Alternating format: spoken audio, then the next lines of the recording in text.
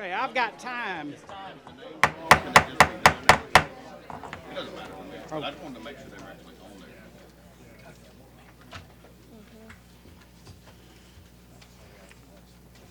Everybody. Call this March 9th meeting of the Williamson County Board of Commissioners to order.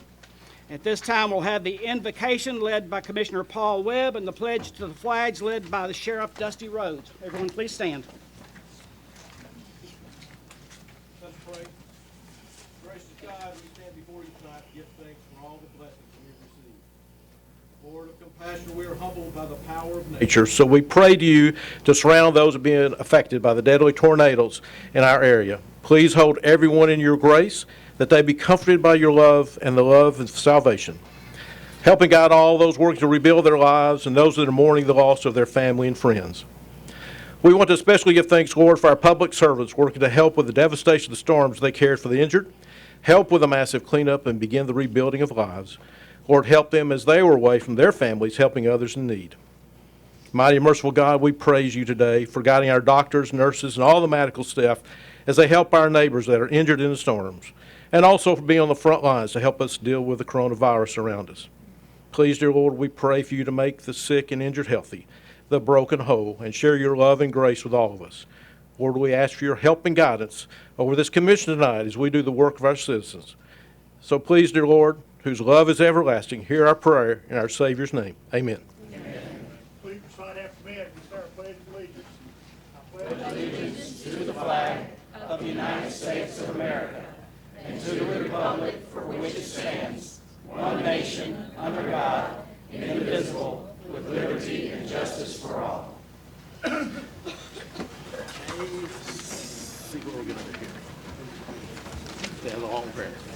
At this time, I'd like to ask everyone to silence your cell phones. I haven't done that to mine either. If you would, please silence your cell phones.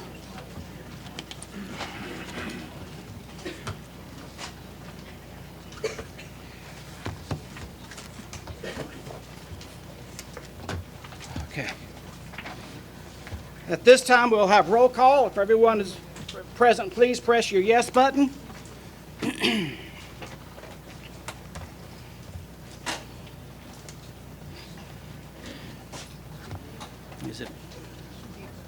Is roll call up?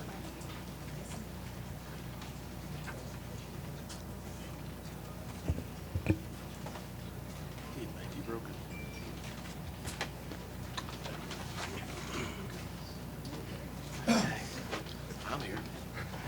You're here. Jennifer? You trying? Is he okay? There we go. Call the roll, please. 23 present, 1 absent, Commissioner Bobby Bill. Yes, and he is out of town. So, next we have approval of the minutes. These were emailed to you. At this time, we'll entertain a motion. The motion by Steve Smith, the second by Commissioner Osbrooks. Are there any revisions, additions, or changes? Hearing none, everyone in favor of the minutes, say I approve. Aye. Everybody opposed? Thank you. Getting tongue-tied already. We're just starting. All right, next we have citizens' communications. We have 29 people signed up. We have a 30-minute period allotted, so that gives you 1 minute and 5 seconds each. We will keep a timer. We will be as lenient as we can. We ask everyone when you step up to please give your name and address for the record, and then we will start your time. So first we have on the list is David Logan. My name is David Logan. I live at 1016 West Main Street in Franklin. I've been a Williamson County resident for 44 years. Ladies and gentlemen, you've been elected to represent the interest of approximately 238,000 residents of Williamson County. And this is a very daunting task, I'm sure you know. And you are charged to give judgments and recommendations based on the information that you get. And the big question is, are you getting accurate information? You've been told that over the next 20 years, our population will grow anywhere from 300 to 327,000 additional residents. That comes to over 15,000 new people average every single year for the next 20 years. Our current average is 6,000 residents, with 2016 having the highest number of new residents of 7,286. That is phenomenal growth that I'm not sure I believe. Back in 2016, you were told by Mason Bice of Titchler and Bice that we were going to get 2,500 new students in our school system every year for the next 5 years. We're only getting 1,000 students right now. So you've been misled before by the numbers. I pray that you'll push this forward long enough to get accurate figures about what you're going to vote on tonight. Please. And delay it. Thank you. Next, we have Laura Turner.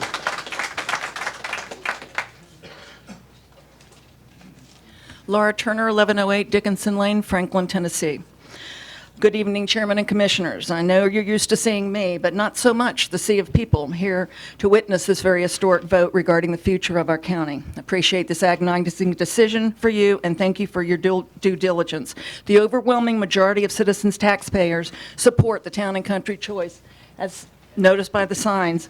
For over a year, the county has been working on the Williamson 2040 land use plan. The Johnny-come-lately protests of some realtors, home builders, and landowners are disingenuous and specious.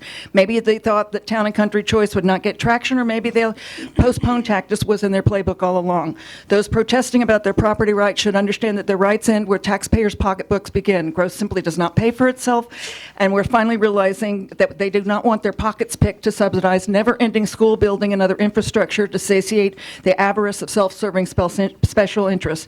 In 2001, Scenic America, a national group solely dedicated to preserving and enhancing the scenic character of America's communities and countryside, named the Harpeth River Valley one of the top 10 most endangered places in America. 5 seconds, please. That was only 2 years ago. Your vote tonight has been a long time coming. Thank you very much. Robert Peterman.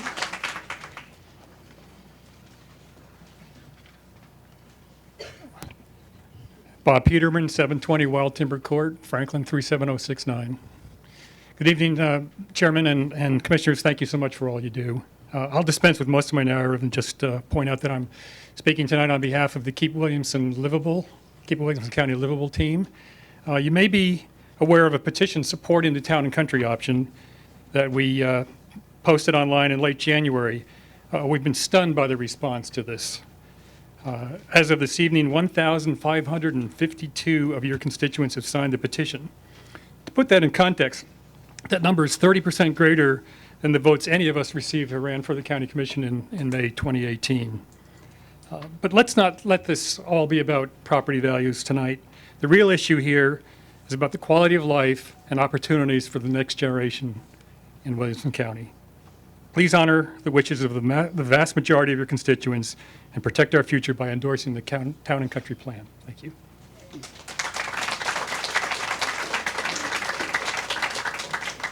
DeLacy Belafont.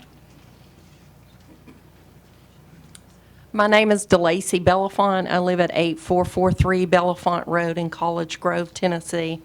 My family has owned property in Williamson County for over 200 years. We have approximately 300 to 400 acres.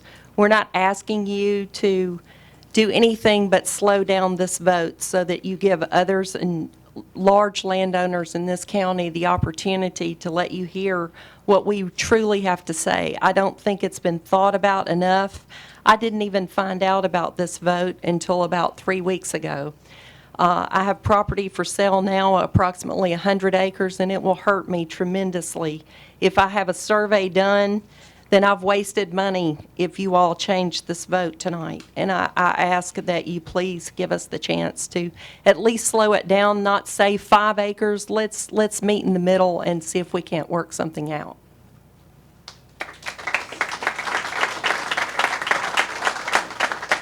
Ginger Shearling.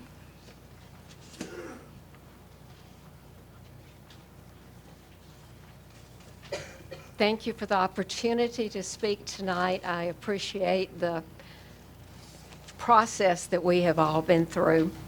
I was involved with the initial 2007 comprehensive... Please state your name and address for the record, Oh, please. thank you, Tommy. Ginger Shearling, 2227 Osborne Road, Arrington, Tennessee. I am a seventh-generation Williamson County citizen. We are working on the eighth. So, I was involved with the initial 2007 comprehensive plan. This new update has encouraged even more citizen input. In fact, the entire two-year process was driven by the demands and the responses of the public. The citizens have been almost unanimous in asking for a return to the 5-acre zoning plus increased safeguards. Any individual who did not know about the public sessions apparently was not focused on their community. This entire process has been very open to the community output. I'd also like to mention that I am representing 42 landowners from the southeastern part of the county, mainly Arrington, Triune, and College Grove. 5 seconds, please. These larger landowners hold over 3,000 acres. Some want to sell, some wish to hold their land. All of these landowners believe strongly that we can protect their property values by returning to the 5-acre zoning. Good planning protects everyone. Thank you.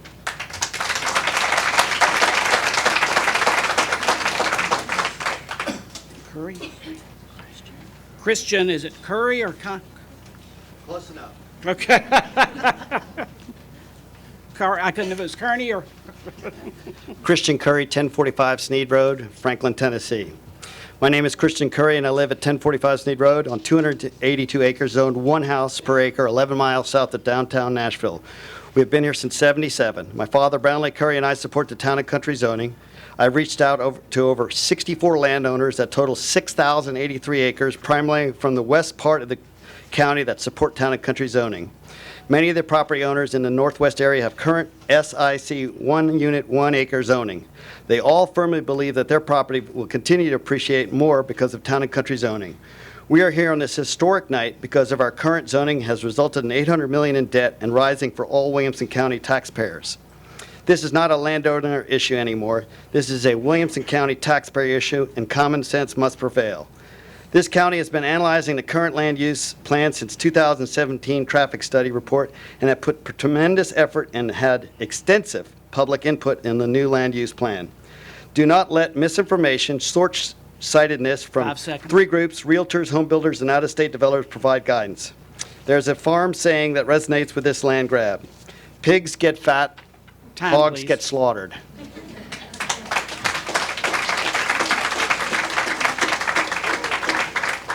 Christine Seltzer?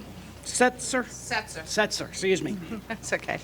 Hi there, everybody. My name is Christine Setzer, 815 Sneed Road West, Franklin, Tennessee. I moved here about a little over 10 years ago, and I don't want to live anywhere else. And I live here because it's beautiful, and I want to keep it that way. And I think the mass land grab of overdevelopment is sort of ruining our lands and the historical areas especially in the southwestern sort of part of Franklin. The areas of like Old Natchez Trace and Old Hillsborough Road, to see a subdivision on these streets or anywhere in those surrounding areas would just literally be criminal. People come here, they drive down these streets on weekends, and they're the streets why people move here in general because of their beauty. You know, not that long ago, the Ryman Auditorium was going to be torn down for development. And thank goodness that wasn't. And I really just think we need to take a breath and see the peace and quiet in the pastures and the forest for the trees, pun intended. Thanks.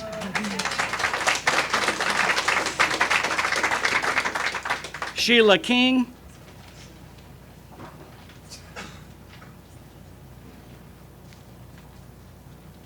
Hello, I'm Shayla King, 6330 Cox Road, Arrington, Tennessee.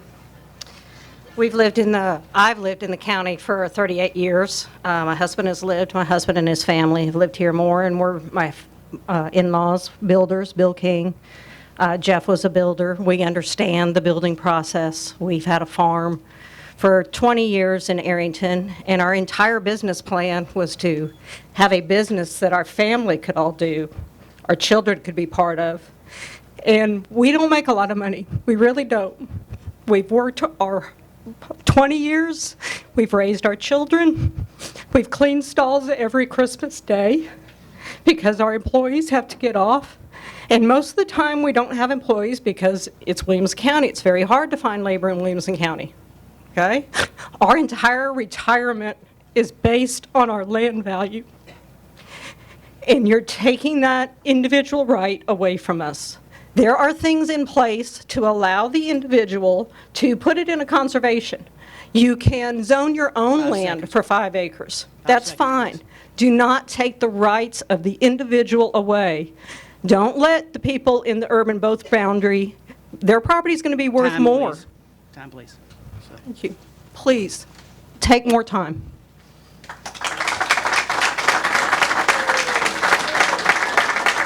Mack Roberts. I'm sorry. Mack Roberts, yes. I don't have a prepared speech, but I'm glad to be able to speak to the commission. State your name and address for the record, please. I'm sorry. I'm Mack Roberts, 4860 Murfreesboro Road, Arrington. And we have a farm out there, and also the people next door to us are selling theirs, which we've both got a contract on ours. And this has been going on for about 2 years, and the developer's gone through all kinds of hoops, and between the two farms, he spent over $200,000, and if it's not grandfathered in, it's going to be bad on all of us. But I think the way it is now, I mean, I think it needs to be backed up and given some more thought, because I think by the people that do these studies, they've given some wrong information out. But would appreciate your consideration to stop and rethink it and sort of slow down on this deal and not just run it through. But I appreciate speaking. Thank you. Yes, thank you.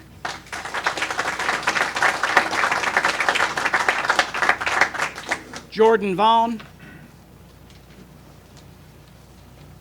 Jordan Vaughn, 801 Caledonian Court, Franklin 37064. I'm the president of the Williamson County Association of Realtors, and we know that the growth and infrastructure is a problem here in Williamson County, and we are interested in how we maintain our local rural character, enhance our outstanding schools, and remain a desirable location for national businesses and local entrepreneurs. We are concerned that a move to larger lots makes most of the county one big gated community for only the well-off. We're asking you to consider, what about the teacher who's working each day to keep our schools strong and prepare the next generation of leaders? What about the next generation of farmers that helps to make this land desirable in the first place? And what about the blue-collar worker that wants to live in the community that they work in? We don't want to drive away the people who are making this county outstanding. We have been told that the only two paths that the county can take is business as usual and town and country approach, and we disagree with that. We believe that there are other approaches that should be considered along with these other two to maintain the rural development that we have here, but also protect these landowner rights who have invested so much already in the county that they live in. Thank you. Thank you.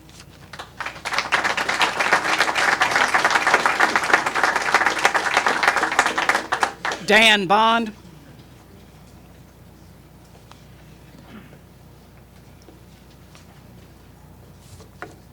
I'm Dan Bond, live at 1660 Lewisburg Pike.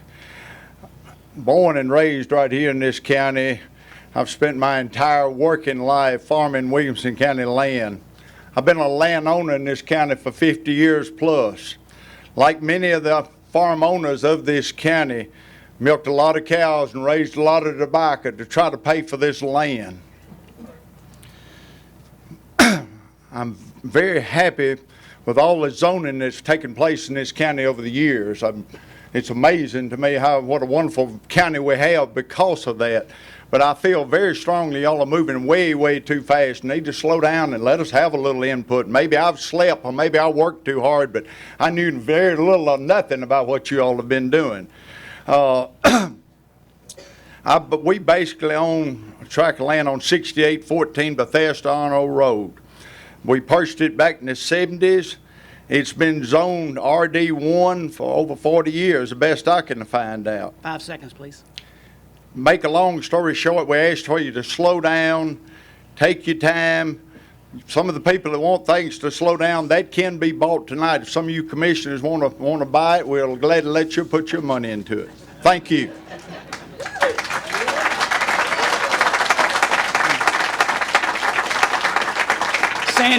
Sandy Porter.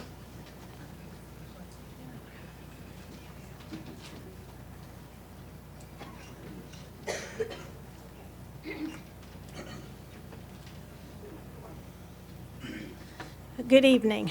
Sandy Porter. I live at 2224 Osborne Road in Arrington.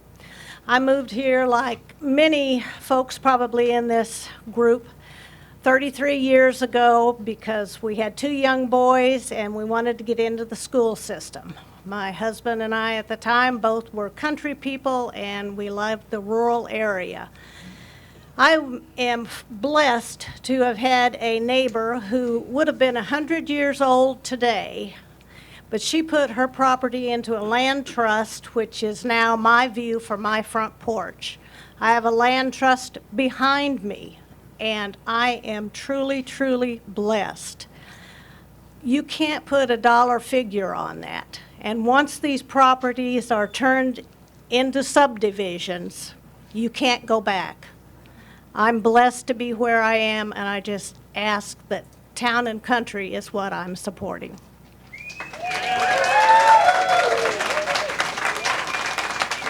Perry Osborne.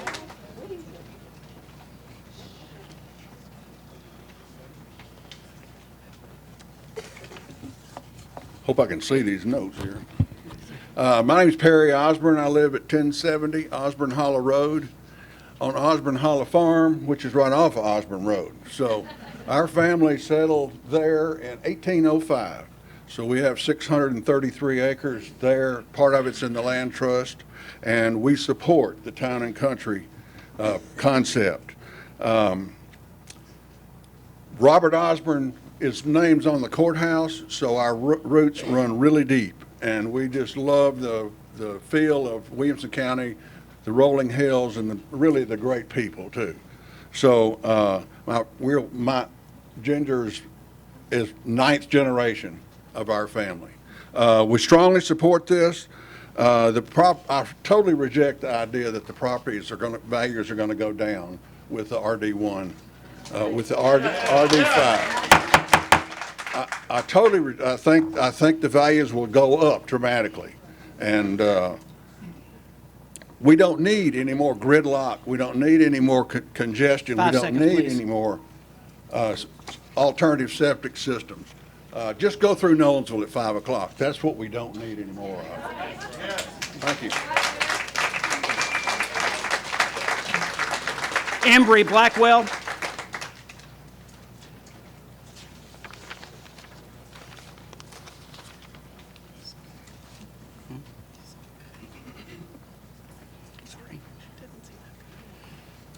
I'm Embry Blackwell. I live at 9235 Horton Highway, College Grove, Tennessee. I've been there for 76 years, so I don't see any need of moving anywhere else. My great-great-great-grandparents moved into Williamson County in 1810, and we've been here ever since. When Dad passed away in 2007, he owned 675 acres, 500 of it being in Williamson County. It has now been divided among his four sons, and I happen to be the largest landowner with 270 acres. I do support this plan. I do not feel like it will suppress my land value any whatsoever, but it's not for sale. If you want to do any changing, instead of putting it 1 to 5 acres, make it 1 to 50 acres. Thank you.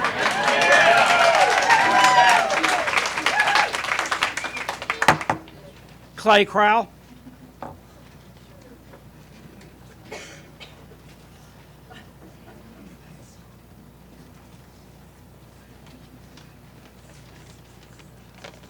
Clay Crowell, 6246 Lampkins Bridge Road, College Grove, Tennessee.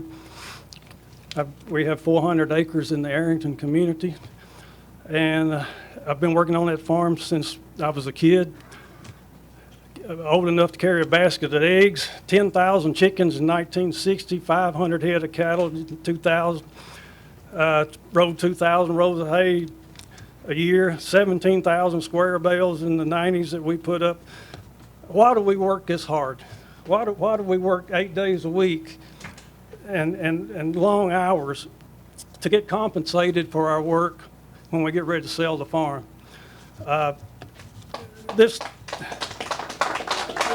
This comprehensive land plan will just knock the feet out from under us. I wish y'all would do a compromise of some kind, 2 to 3 acre lots or something. But we just can't. You know, we just feel like we've worked this hard all these years for nothing. You know, and it will decrease our values by 50%, 40 to 50%, and all the work after all these years. It's 5 seconds, please. So I look for a compromise. Make the lots wider in subdivisions. You know, there's got to be another answer besides 5 acre lots.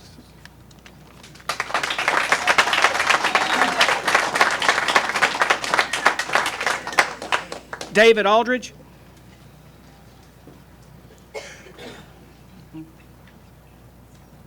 Did I say that? Is it Eldridge, E-L-D-R-I-D-G-E, Horton Highway? David? Going once? Going twice? Okay. Randall Smith?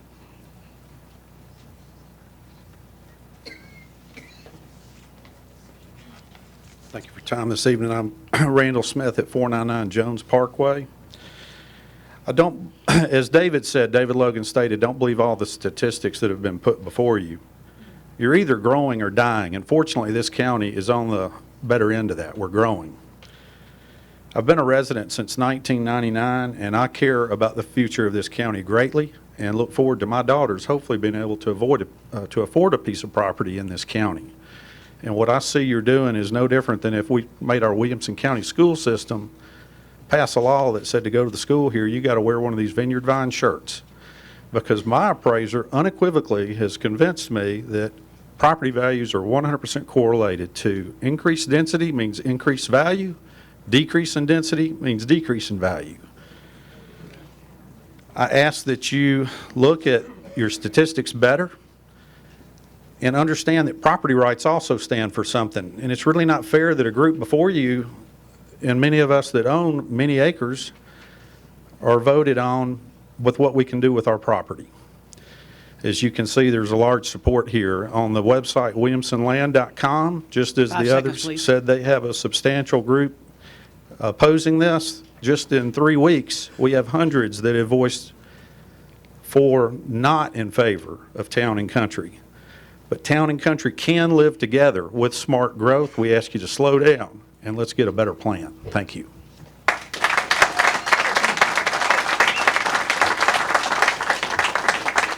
Deborah Bell. I believe she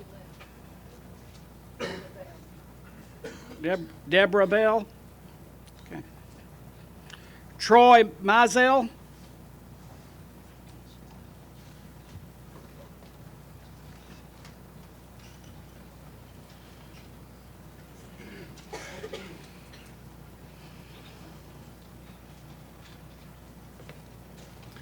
My name is Troy Mazzella. I live at 4113 Murfreesboro Road. Everybody, when you have unknown, you have change, it breeds fear. And I see in the room tonight a lot of fear and a lot of emotion.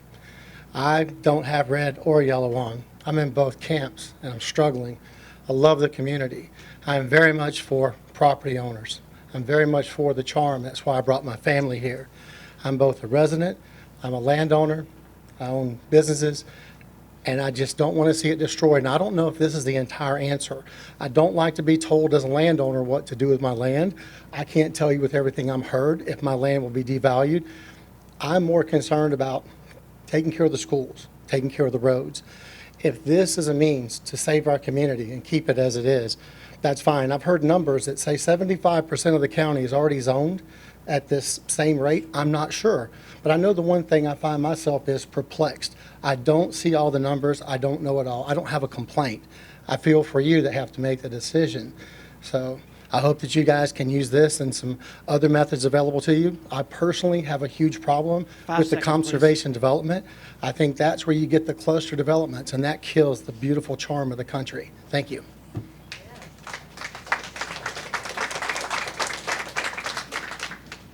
Pat Garmez? Garmezy, thank you, sorry. I'm Pat Garmezy, and I live at 2275 Lewisburg Pike with my husband Andy. Lots of dogs, horses, chickens, cattle. I've been very blessed to live here 40 years, and we're in the Bethesda area, so when we first moved here, we got off at Goose Creek. Some of you probably know that. Well, of course, an 840 came in, and we get off at 840. Now we're going to have a new Buckner Lane coming in about a mile from my driveway. And I have to tell you, we can't get out of our driveway right now if we leave. Until if we leave at 6:15, we might be able to get out. And I might need a stoplight if this growth continues. And I know you all have worked so hard on all of this. I've gotten to know you, some of you anyway, over this last year. I was in this very room last February for a planning commission meeting. I have to say I'm 66 years old, and I'm proud to say that, but I'm not proud to say that was the first time I came into this room. And I saw and witnessed probably 35 or 40 of my neighbors come up here, do their 3-minute thing 5 seconds, about please. the rabbit farm and how much they loved our area, and they were like wanting to get involved, and it was too late.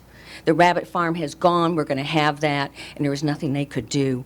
I'm asking you all not to give it any more time. You've been working on this for the last 3 years. Time, please, let's preserve the country in town and country. Thank you.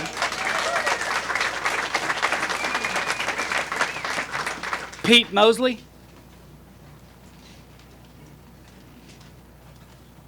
Now, Mr. Little, I'm a little slower thinking, a little slower talking.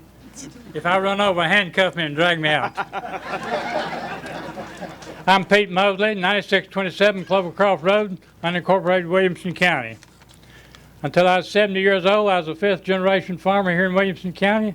I have a daughter with 6th generation and 2 grandsons, 7th generation live here in Williamson County. My grandfather and grandmother and my father and mother worked their whole lives to buy and pay for a 400-acre farm in one of the fastest growing areas of the nation. You people saying it needs to be devalued and slowed down. Let's do a little math. Our 5 land sells for about $1,200 an acre. Our 1 land sells for $2,900 an acre. That's about a 70% drop, 60% drop in value. All right? If we sell the land, Uncle Sam's going to charge us capital gains. That's 22, 23%. That gets up to 82% of the value of the land's gone. If we sell the land, we've got to hire a real estate agent, a surveyor, a lawyer, and an accountant. That's another 12%. So that means we're down to 6%, or 4%. We're down to 4% of my grandmother and granddad's mother and father's working life. 5 seconds, please. Divide that between 5 people, and that's only 0.4% we get. That's worse than bank interest. People, this is wrong. Is a 3-acre lot in unincorporated Williamson County a non-conforming lot, or is it a lot of record? Have y'all read through this record? Can you pay for the roads? Can you pay for the sewer systems going to these places? Can you pay for the walking trails? All right, time, please. Slow down and look at what you're voting on, people.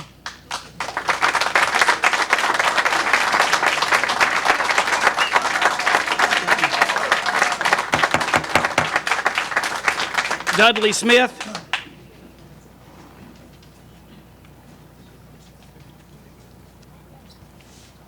Monte Mackin, B and B, okay. I got it. Dudley Smith, 1221 Clifty Drive, Brentwood, Tennessee. I think town and country is a great slogan, and and I certainly understand their perspective. But I hate to see that at these folks' expense. There's better ways to do this. I think the devil's going to be in the details if you do this the way you're doing it. It's like pressing an easy button. It's like one size fits all. That's not the right answer. And I think it's going to be very complicated to undo it if in certain areas. So I'm saying there are absolutely areas that need to be protected. But there are areas of this county that need to be preserved for development and to preserve these people's values. And I think what's happening needs to be rethought. Thank you.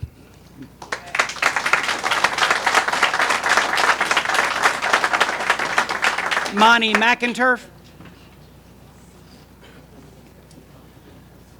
Monte Mackin, 3077 Old Hillsborough Road. I grew up in this community. I'm 57 years old. I was born in Grassland. I love this town. I love Williamson County more than I love my wife more. But I just wanted to say real quick. That this county's beautiful. I've driven all over it. I'm a veterinarian, an equine veterinarian. I know this county better than anybody sitting here. I've been to every inch of it, and I drive it every single day. I can remember where Brickwood had one restaurant, Grassland had one service station. I can remember all that, okay? And it's happening so quickly, and we're developing so quickly. I'm here tonight to applaud you for saying, hey, we need a plan. We need a plan to hopefully slow this thing down because it's getting out of hand. Suburban estate, 5-acre lots was was the norm many years ago. I don't actually know how that even changed. Who changed that?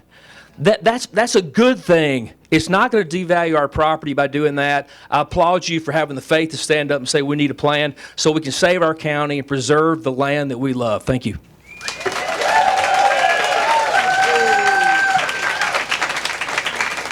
Nick Shuford.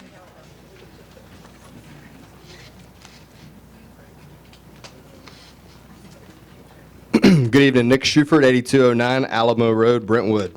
Good evening, Mr. Chairman, Commissioners. Thanks for your time. I'm here tonight speaking in advocacy for our Williamson County Association of Realtor membership and a ton of landowners throughout the county that are pretty nervous about what's potentially about to happen. The response we've gotten from these individuals is really concerning, and the results of what's going to happen if this passes and the things that we don't know that are going to come about this if this does pass are very concerning. The results could be very detrimental to our county. And so what we're asking is, let's meet in the middle, guys. There's so many options that we can talk about. As a realtor, we're on the front lines of this growth that's coming into our county, and it is unprecedented growth that is not slowing down, okay? And we need to band together and do something about it. There's no question this growth has produced a number of issues, but the planning for the future should entail more options and consideration than this one land use proposal provides.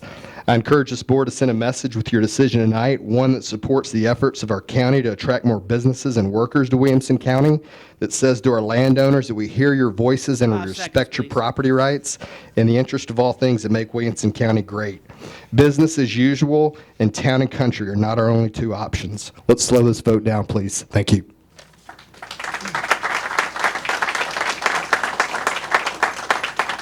Lee Thornton.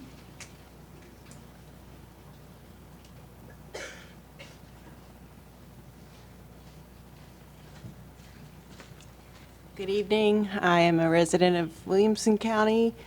State your address with name and address. I will. 6279 Meeks Road. I also own a property in downtown Franklin.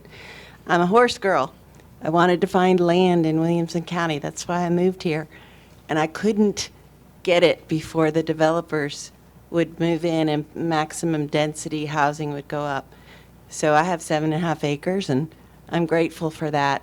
But what I want you all to understand is I know people who want land, who have money.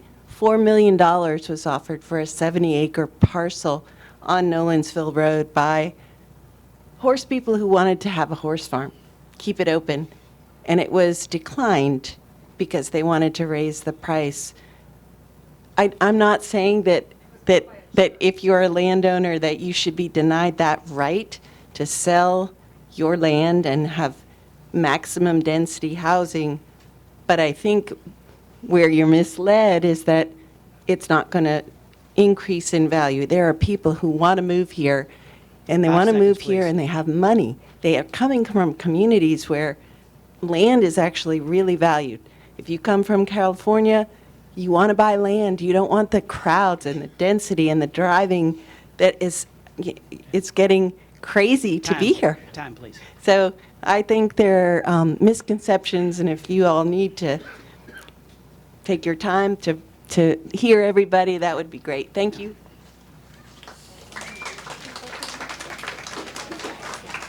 Stuart Moore.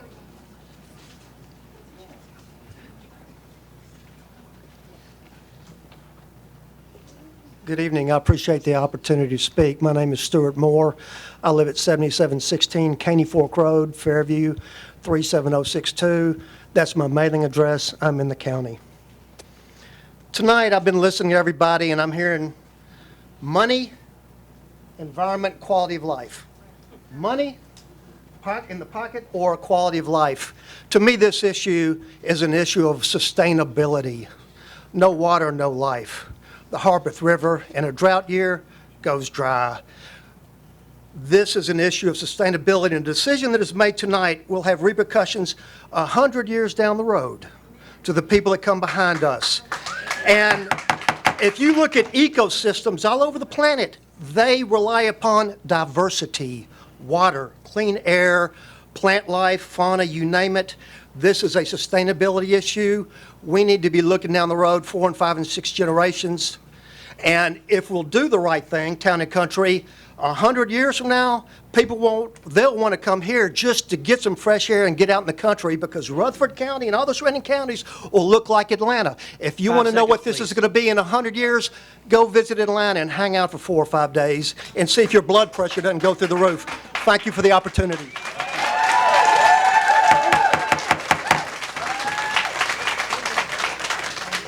Aaron Davis.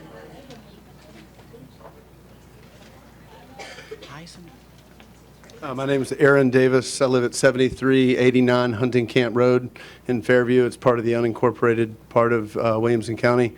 Anybody that says that property values are devalued in this county hasn't looked at property values lately. Has anybody tried to buy a place here lately?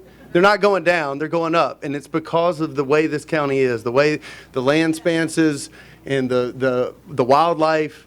All of that makes Williamson County what it is. And I think I found a proverb that I think applies to this. It says, "A society grows great when old men and women plant trees in whose shade they know they shall never sit." And that's our responsibility, to take care of this county, take care of the natural wildlife, take care of the open spanses, not only for us, whom I believe in town and country, but also somebody that might be short-sighted. It's our responsibility to take care of it for them too. Town and country. Thank you.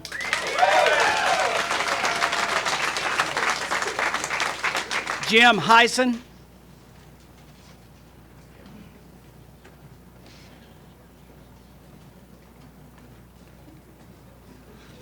Good evening.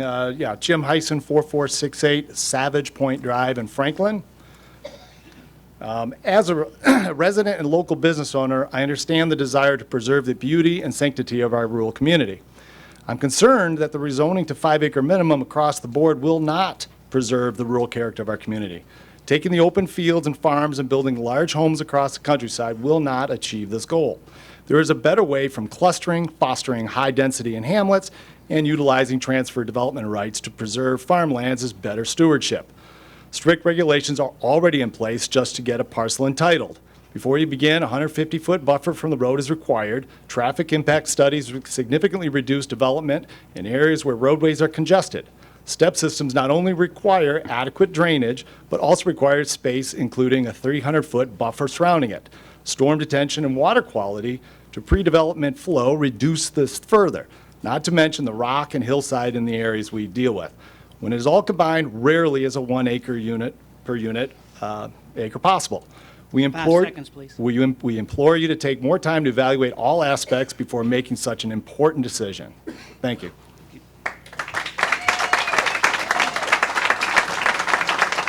John Powell.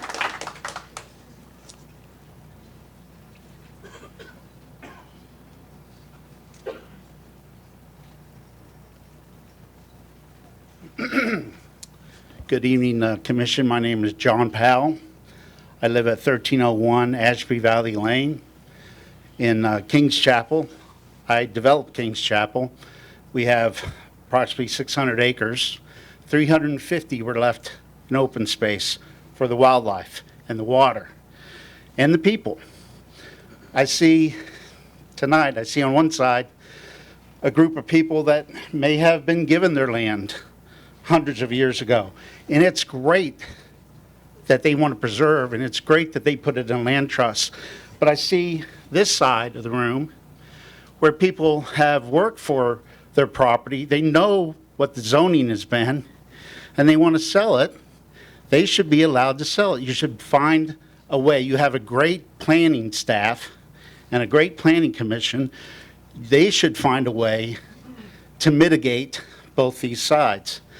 My own experience, I've never met Mr. Roberts, but I was helping the developer on their subdivision because it is contiguous to Kings Chapel. I was allowed to put my input in. I also know that in December, after a year, and Mr. Roberts is right, over $200,000 has been spent on his property and another property with just 50 lots. It's not, we were told in December that this zoning was happening. I consider myself fluent and try to keep up on things, to keep up on the triune change. I had no idea this was happening. And neither did the developer, neither did the Roberts or the Hills or the Foxes. No one knew this was happening. So 5 seconds, please. you have a great planning staff, a great planning commission. Send it back, delay your vote, let them figure out something that works. There's conservation subdivisions that are great, that allow for open space, and that's what I did. And hope you delay.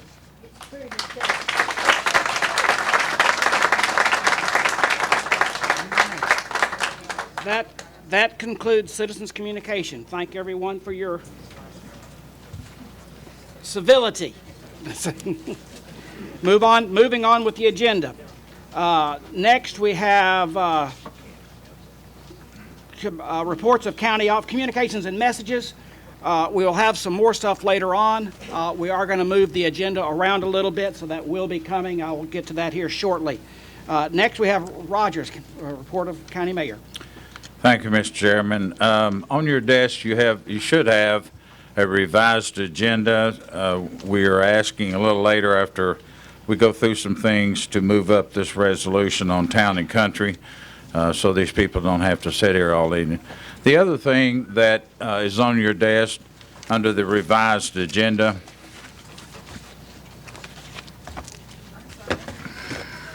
Okay,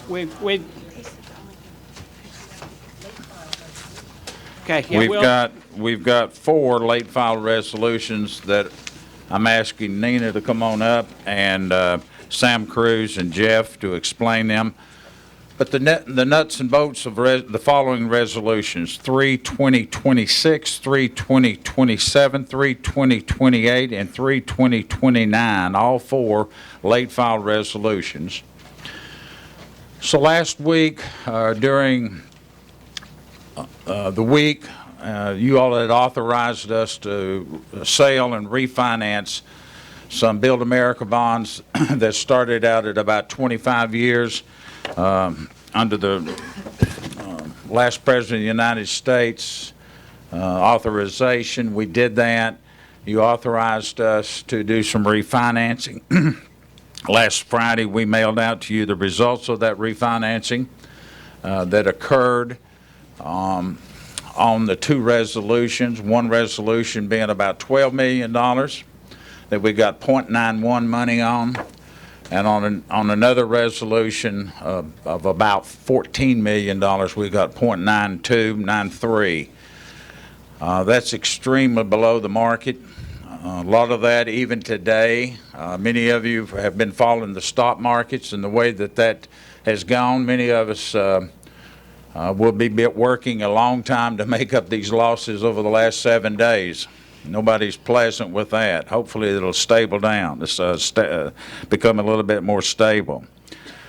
So it's our intent tonight to bring before you for these 4 late file resolutions to take advantage of what we think bond counsel and both Jeff and Sam and Nina have put together all over the weekend. We've worked to try to get an authorization for you all to look at us taking advantage of the markets.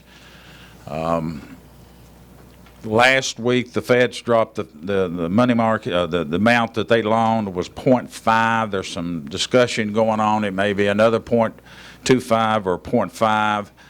Regardless of that, we want to be in a position to take advantage of that strictly because of what the schools have got before you over the next year to a year and a half. We have got in the neighborhood, and come on up, Sam, you guys, Nina. I'm going to get into the weeds a little bit because you need to know this. 2 of you object to it. That's the end of it. But you need to understand what you're saying no to, because we've got to go back to the market and borrow more money later in the year. We're not guaranteed this, but it is a good opportunity for us to look at it. We've not done one like this. These late file resolutions when it comes to bonds. But the bottom line of it is, all of you know that we've got to borrow about $80 to $100 million over the next year to pay for schools and lands and some of the other things. Sam or Nina, you all want to talk, get a little deeper into it? Many of you know Sam Cruz, who is with Stevens, and he kind of helped us guide us through the weekend. So I will say it's been a very historic few days in the markets, and I've heard the phrase a lot. I've never seen anything like this before, over and over, especially in the bond markets, where the 10-year Treasury bond is now like around 0.5%, which,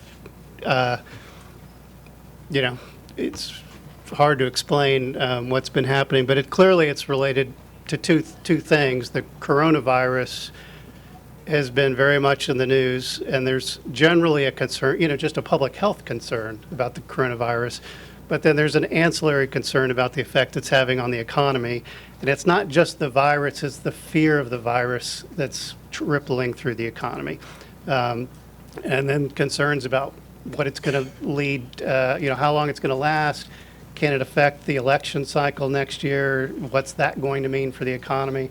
So there's just a lot of things, and I think the best way to describe the bond market is it's panic buying. In the stock market, there's some panic selling. In the bond market, there's panic buying, which has driven the rates down, very dramatically and very quickly.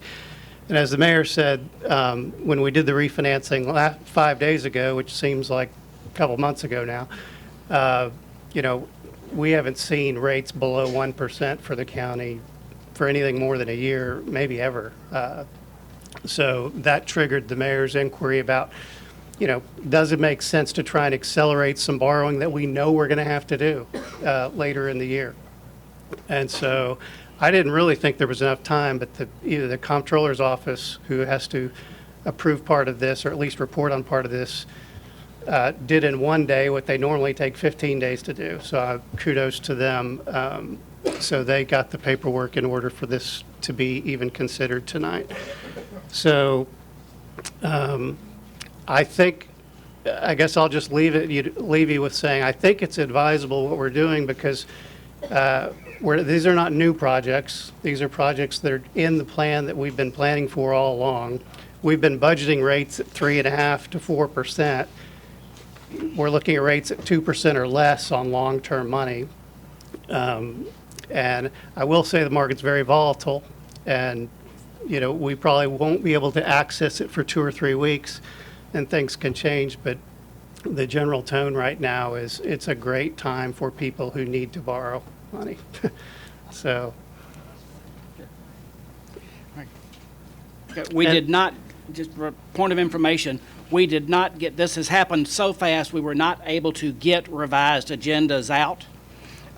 They will be, it is resolutions 3-20-26-27-28-29. They are all on your desk. And so when we get through with reports, I'll be asking for permission to hear those tonight. But no, we're not able to get revised agendas out. So if I could, Mr. Chairman, address some of the hands that are, or the buttons that are being pushed. The resolution itself is not on the floor, so it's not discussion for that. You're going to have to authorize us to put it onto the floor on the late file as we normally do. If you decide, if we have no objections, and it's built into the program that you'll be listening to. But if there are any questions about whether to advance this, I would ask you, ask Sam or myself. Otherwise, I'll give the regular reports, and then you can go back to the late files. All right. Greg, is this about? Yeah. All right. I have some specific questions, so Okay. I'll save them. You're going to save them? All right. I guess I have. Well, the actual resolution will be brought back to you Okay. So, did you have? tonight. Okay. All right. Go ahead with the report. You want to go ahead and get it up on your late file, and then I'll get into my report.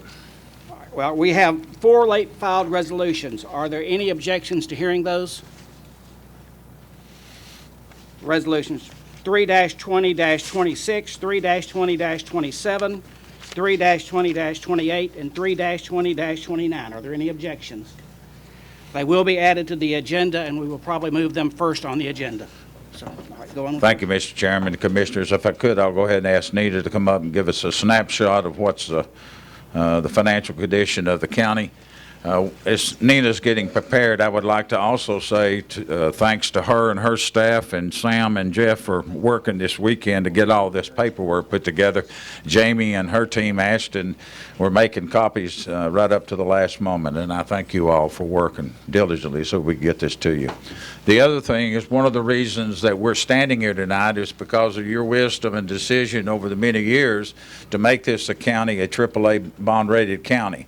There's only 2 in the state of Tennessee. We were first, been there for 12 years, I guess.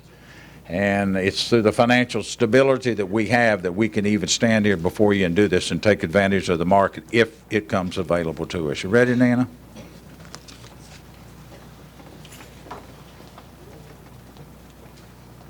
Thank you, Mayor and Commission. In your packets tonight, you have our regular monthly reports. The privilege tax collections for the month of January came in a little over $1 million. The education impact fee, total collections, life to date is $50.9 million. Total net collections are $30.9. Total available for projects is $16.1 million. Also in your packet is the Cool Springs Conference Center report for the month of January. We did have a profit of a little over $35,000.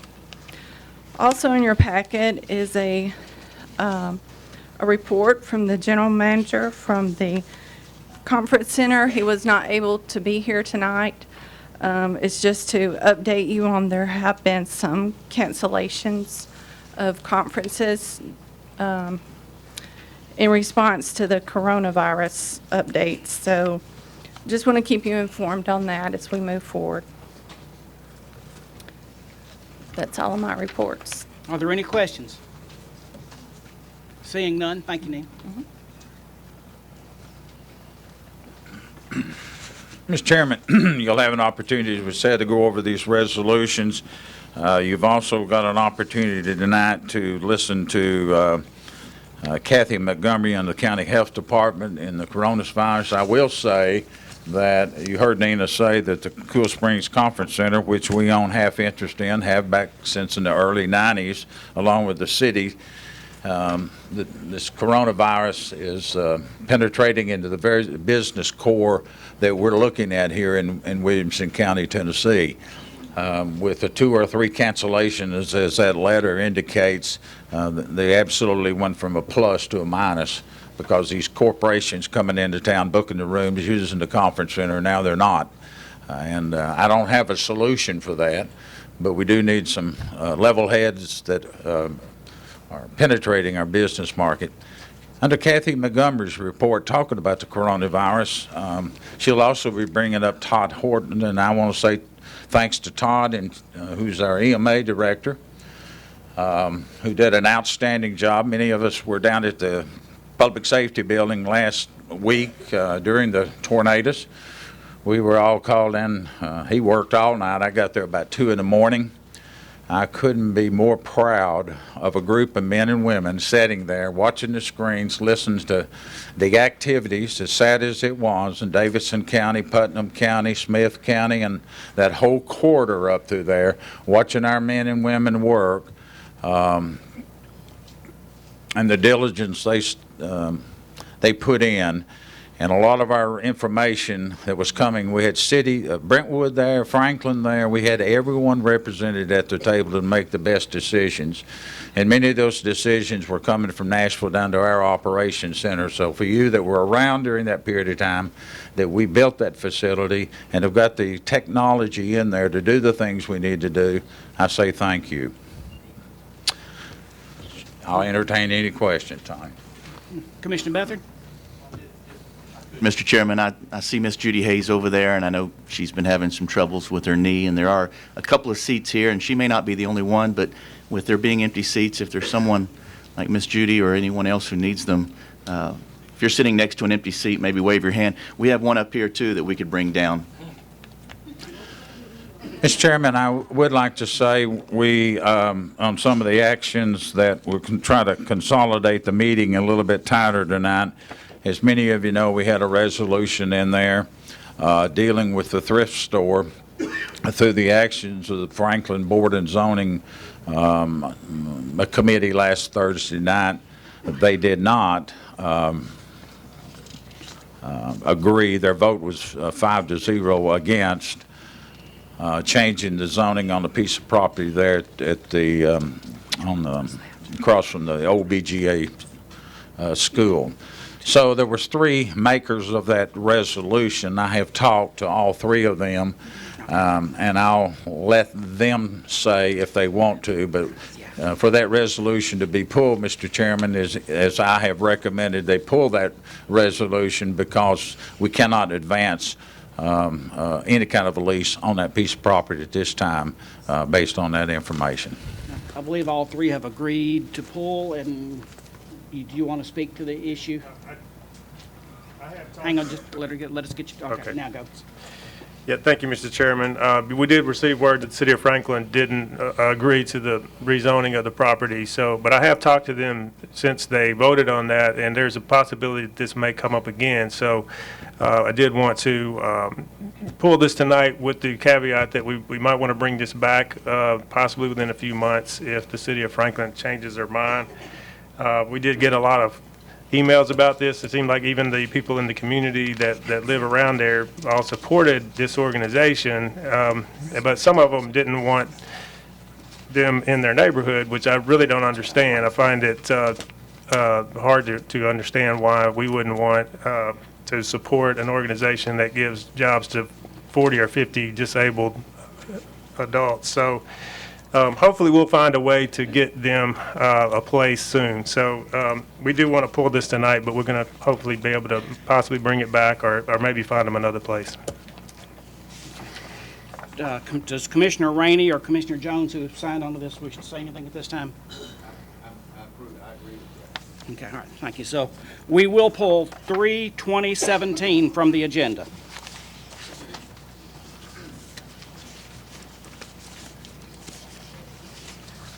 Okay. All right, next is schools. Go.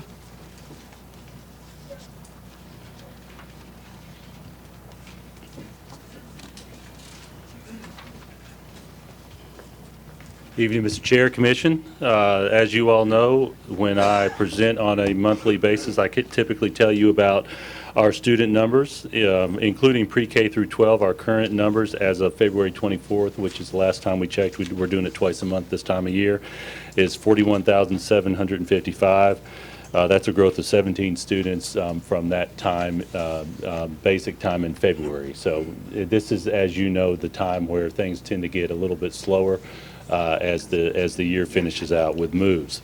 I did want to let you all know also, if you haven't heard, that we did close schools Friday and today to do an extra cleaning. We had a number of families obviously very concerned about the coronavirus, which was mentioned to you.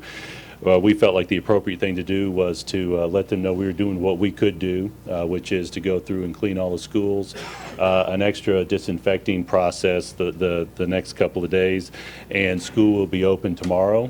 And we are finishing up this week before our spring break. So our plan is, absent some other instructions from the health department or some change, to finish out the school this week. I will tell you that as the mayor mentioned, there is a lot of concern from our families. Many families have expressed concern about that, and that is in part why we made that decision to do that extra cleaning, to do what we could do. But again, the medical professionals are who we ultimately have to trust in their judgments with respect to that. The instructions that we've seen from the CDC and from our local medical professionals, from our perspective, are very similar to flu. The suggestions that they give us, and so we are conveying that information onto our families as we receive those instructions from those professionals with those wise behaviors to reduce the likelihood of a risk. So I felt like it was important to mention that to you. Obviously, you have many things on your agenda. If you have any questions, I'll certainly do my best to answer them. Commissioner Smith? Not to Jason, but I think we were going to hear from the health department and They're coming next. EMS. Okay. All right. Commissioner Story? Quick, so we have a certain number of baked-in days for weather. These days kind of are falling in those already accounted for allotment, right? That's a good question, Commissioner. And it varies from year to year just a little bit based on our planning with our calendar. But we had, in this particular calendar, 10 inclement weather days built in with some extra instructional time. Every school system in the state and likely the country does something similar. This is a total of 3 days that we have consumed this year, so we had the time. And I've actually spoken to the Commissioner of Education. Of course, we don't know what the future will hold for the rest of the year, but I let her know that we were going to do that as well. And just for your information also, David Snowden from Franklin Special School District made that same decision, so we were on the same schedule these last couple of days. Any other questions? Thank you. All right, thank you. Next, we have a Dr. Andy Russell from Williamson Medical Center. Then we'll go to Ms. Montgomery. Good evening. My name is Andy Russell. I am an emergency room physician and the chief medical officer at Williamson Medical Center. I've been asked just to speak a little bit about the hospital's preparations for the coronavirus outbreak. In the 16 plus years I've been here, we're constantly preparing for the next outbreak, be it Zika virus or Ebola or anthrax or now coronavirus. We're very strictly following along the CDC and the World Health Organization guidelines. Other things we're doing, just in particular to the hospital, we're starting to restrict access to visitors and other non-essential vendors. People who don't need to be in the hospital, we don't want them in the hospital. That's for the safety of the patients. That's for their own safety as well. Beginning tomorrow, we are starting to funnel everybody through one entrance where they can be screened by staff sitting at the front door.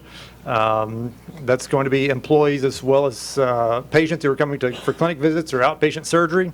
Our emergency department is functioning as normal. If you're sick and you feel like you need to go to the emergency department, we are ready to handle that at any time. We are making some special allowances for that. Again, we're putting a nurse or a paramedic at the front door of the emergency department to can immediately screen the patients. If the patients are having respiratory symptoms or anything consistent with coronavirus, they're getting a mask, they're getting directed to a certain part of the waiting room if there's not a treatment room available immediately. These are things that we do outside of the norm. Let's see, again, we're redirecting traffic. I think I hit most of the big points.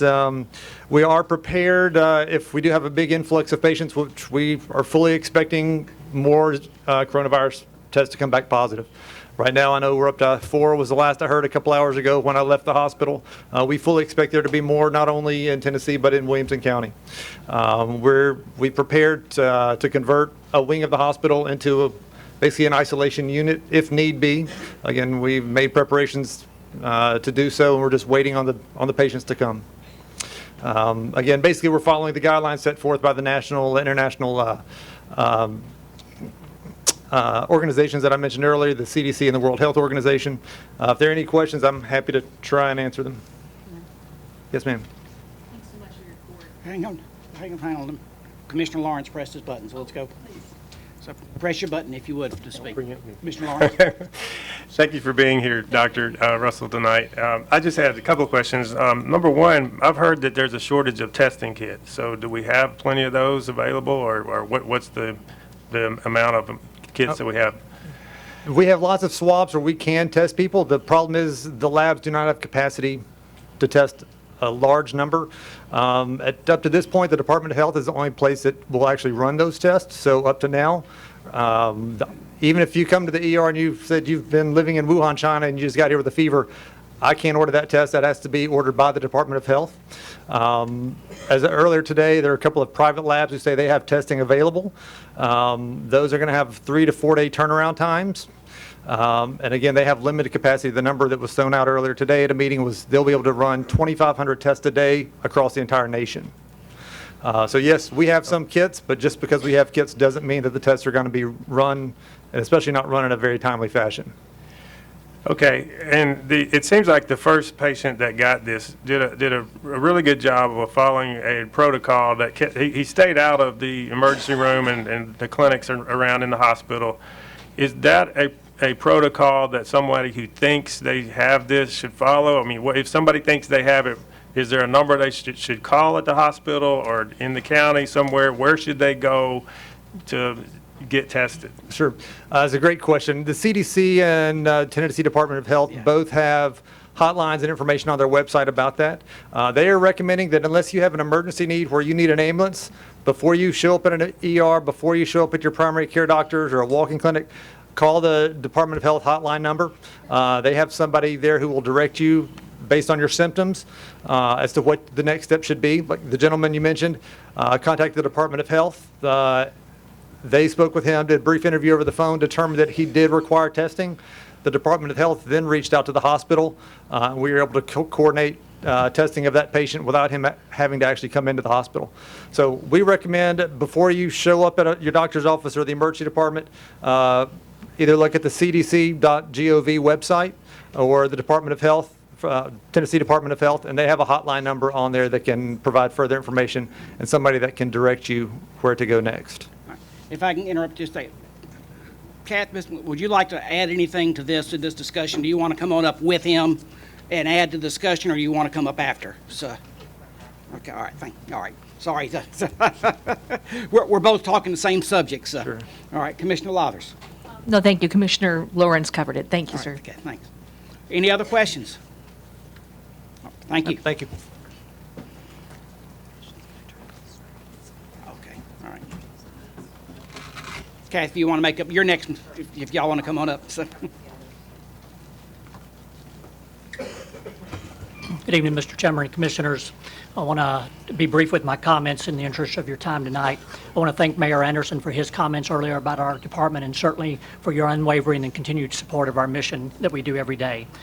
As you know, this past Tuesday, your emergency management agency invited emergency services partners and city and town administrators to watch the governor's press briefing regarding the first case of COVID-19 here in Tennessee and specifically in Williamson County. After the briefing, we discussed a number of local response and preparedness efforts across all jurisdictions. As of this morning, Tennessee Department of Health has confirmed one additional case of COVID-19 in Middle Tennessee, bringing the state's total confirmed cases to 4. Tennessee Department of Health is working closely with local health officials to support the ongoing investigations of COVID-19 cases and their contacts. We stress that the overall risk to the public remains low as COVID-19 is not currently widespread in Tennessee, the United States, and specifically not widespread here in Williamson County. Our local resident who has tested positive is being monitored daily by regional health officials. Our prayers are certainly with him, his family, and all of those who have been affected across the world. We would like to reiterate that preparedness starts with every individual. There have been a number of guidelines published that everyone has seen now about a variety of ways that you can protect yourself. We encourage individuals to only purchase what they need and only for the amount of people that they care for. If you visit any of our local stores these days, you find that the shelves are completely empty in many of those locations, and we are unnecessarily creating a disaster within a disaster. So we encourage you to be responsible. We understand that there's fears, but fears come, education helps assail fears. We also want to ensure you that our emergency workers and healthcare providers they get their resources from some of these same locations, and they treat and see illnesses of all kind every day. So we would like to leave as many of those available for those who are treating this very infectious disease. In addition to individual preparedness, the CDC website has a variety of preparedness guideline documents available. Interested parties can find these at our website at www.williamsonready.org/coronavirus under the resource section. A number of guidance preparedness documents deal with schools and child care programs, businesses, community and faith-based organizations, large community events and mass gatherings, healthcare settings, first responders, and many others. Information about these guidance documents has been proactively shared with several groups across Williamson County, including our emergency service organizations, United Way, Williamson Inc., Tennessee Wildlife Resource Foundation, Heritage Foundation of Williamson County, our local emergency planning committee, and other organizations. This Wednesday at 12 noon, we will host a White House coronavirus briefing for state and local governments at the Public Safety Center. An invitation will be sent out tomorrow to all of you. As new information is changing daily, we plan to take this opportunity to provide an additional briefing immediately following that of the White House. You can also choose to register yourself and watch it at the convenience of wherever you're located. We continue to work closely with a variety of stakeholders, both locally and across the region. And joining me tonight is Kathy Montgomery, Williamson County Health Department Director, and Lauren Schuster, Nursing Supervisor, and we are certainly here to answer any questions that you may have to the best of our abilities. I will, however, state that in order to maintain patient confidentiality, we will not be able to speak directly about the infected case in Williamson County. I'll entertain any questions. Are there any questions? I don't see any. Thank you, sir. Thank you. Okay. That concludes our report of county officers, unless there's someone that wishes to make a report. All right. At this time, I would like to deviate from the agenda. I would like to move 33-20-22 up next. Then I would like to do the 4 late filed resolutions because they affect some other resolutions in the packet. Then we will do the land use plan. Then we will go back to the regular agenda. If we have no objections, that's the course we will go. Seeing none. So next we will do, if I can find my own notes. I need to. Yep, I got it. We'll do it right here, like this. Next, we will have Resolution 3-20-22. Resolution accepting a donation of amateur radio equipment from the late estate of late Jim Hayes. Commissioner Aiello? Commissioner Jones, the second. I don't have my sheet in front of me. Who the committee reports? Law Enforcement Committee. 5-4-0 against. Property Committee. 7 yes, 0 no. And Budget Committee. 4-0 no. Explanation, please. This is a resolution accepting a donation of amateur radio equipment from the estate of the late Jim Hayes. And at this point, I would like to defer to any commissioner who has a personal relationship with either Judy Hayes or Jim Hayes that would like to talk about what's being donated here and the import of that, if anybody would like to take that mantle. Is there anyone that wishes to speak? Miss Judy? Yeah. Let's invite Judy up to the.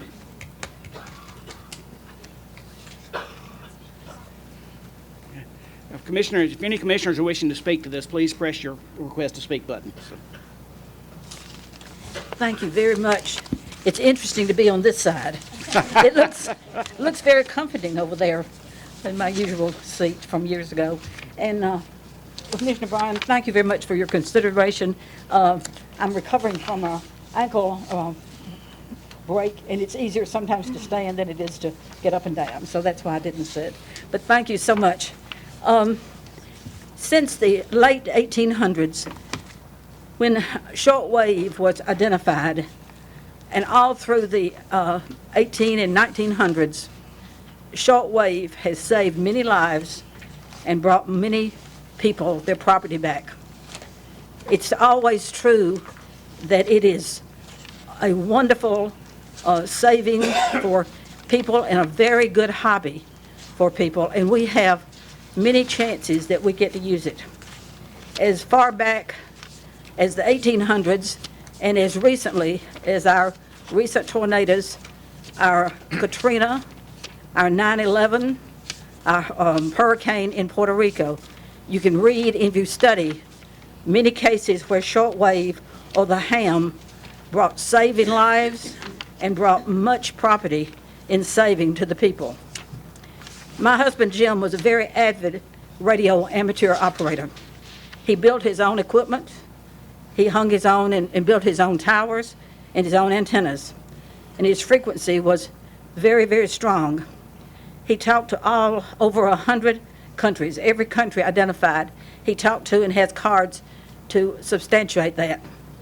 He listened to long hours, and in a couple of cases, he started being a ham when he was 15, and he learned that there was a lot of good things that he could do by listening and by passing information on to others. There was an occasion when he was later in years after we married that he was listening late one evening, and it was during the Vietnam War. And in one case, there had been a young man who had been unidentified and been lost. He was listening one night when he intercepted the passage and was able to pass word to this boy's family that he was alive and well. Another incident, a young man was ready to deploy, and he wanted so much to ask his young lady friend to marry him if he returned. Jim intercepted and by proxy was able to call the young lady, propose marriage, and he went off his way. It was interesting. We never learned whether he survived. It's hoped they're happy today. But there are many cases that those things are true, and our people were able to intercept. It would be no greater pleasure than for him to know that our emergency management and our shortwave radios were going to the cause to save lives, to save property, and help emergency situations. From the time that he was doing Morse code to the day he died, even though his stroke took much of his shortwave, his short-term memory, he was still able to do Morse code. He and one of the therapists were able to communicate through Morse code, and that was something that stayed with him to the end. I was very proud that Bill Jorgensen came and identified some pieces of property that you from the county and your emergency management could use. And I think it will do great in his honor if you would be willing to accept that, hopefully to bring prosperity, safety, and comfort and protection to all this great county that he loves so much and to the citizens he loves so much, and so do I. So I hope you will find it in your likes to accept it. And if there's anything else, Bill Jorgensen knows where I am, and he's also looking with the amateur radio operator for Putnam County and the other places to see if there are other things that might be used. But it is my pleasure, and I hope that you can receive it. Thank you. Thank you.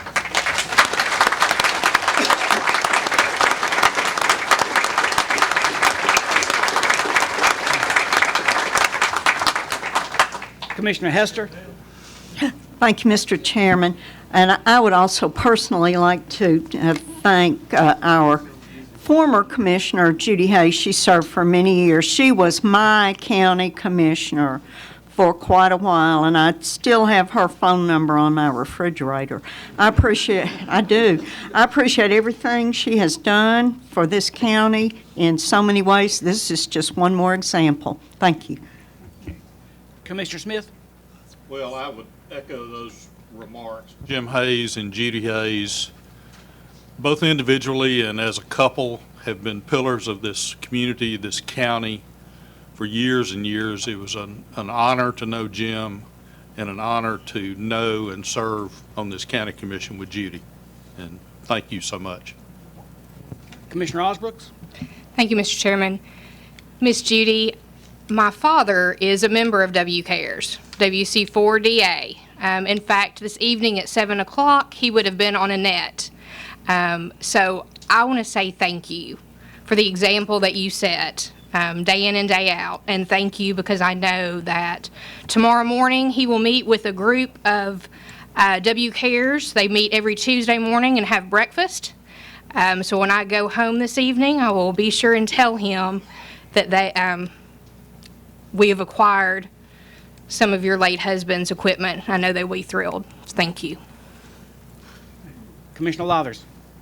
Thank you, Mr. Chairman. I just want to echo my appreciation of Judy Hayes. She's become a mentor to me as a young commissioner, and she's a preservationist. Many of you know what she's done, but she's also mentored us to save a house in Nolensville and been so generous. She serves on the Williamson County Convention and Visitors Bureau Board. She continues to serve this county, and this is just another way through the memory of her husband. Thank you so much. All right, are there any other questions on this agenda, on this resolution? Seeing none, I assume you're ready to vote. If you're in favor, press your yes button. Opposed, your no.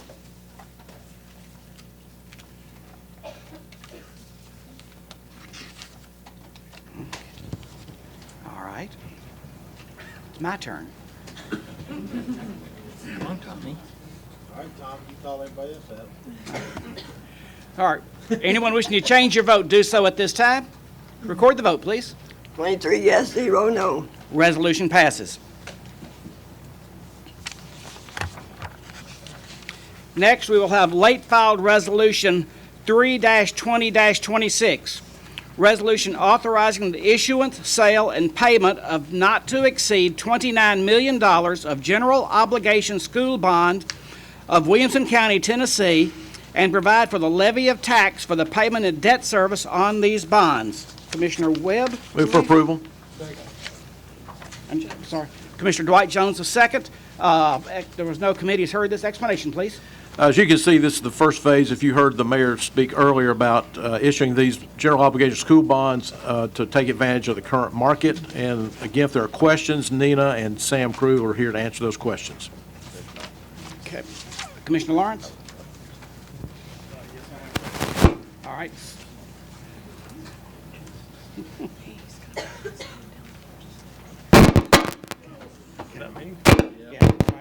Good.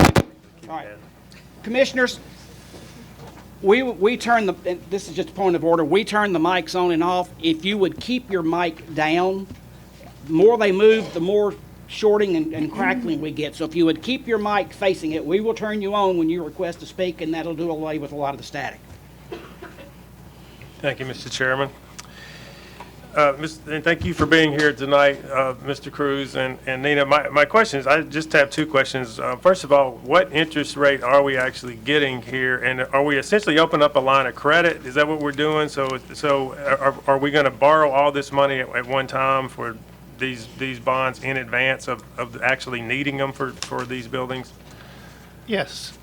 Okay. Yeah, the way you sell bonds is basically in an auction. I mean, it's a public bid process. The refinancing we did last week, there were 10 groups that bid on the bonds, and the bonds are awarded to the best rate. So as far as what rate you're going to get, that's determined in a competitive sale that's set up.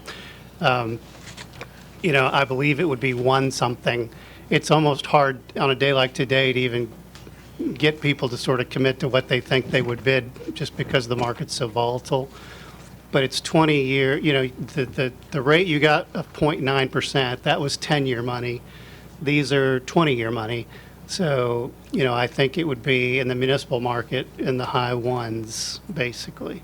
Okay. Now, I would say, and I said this to the mayor and to Nina as well, I mean, I would be uncomfortable if you were uncomfortable with 2%.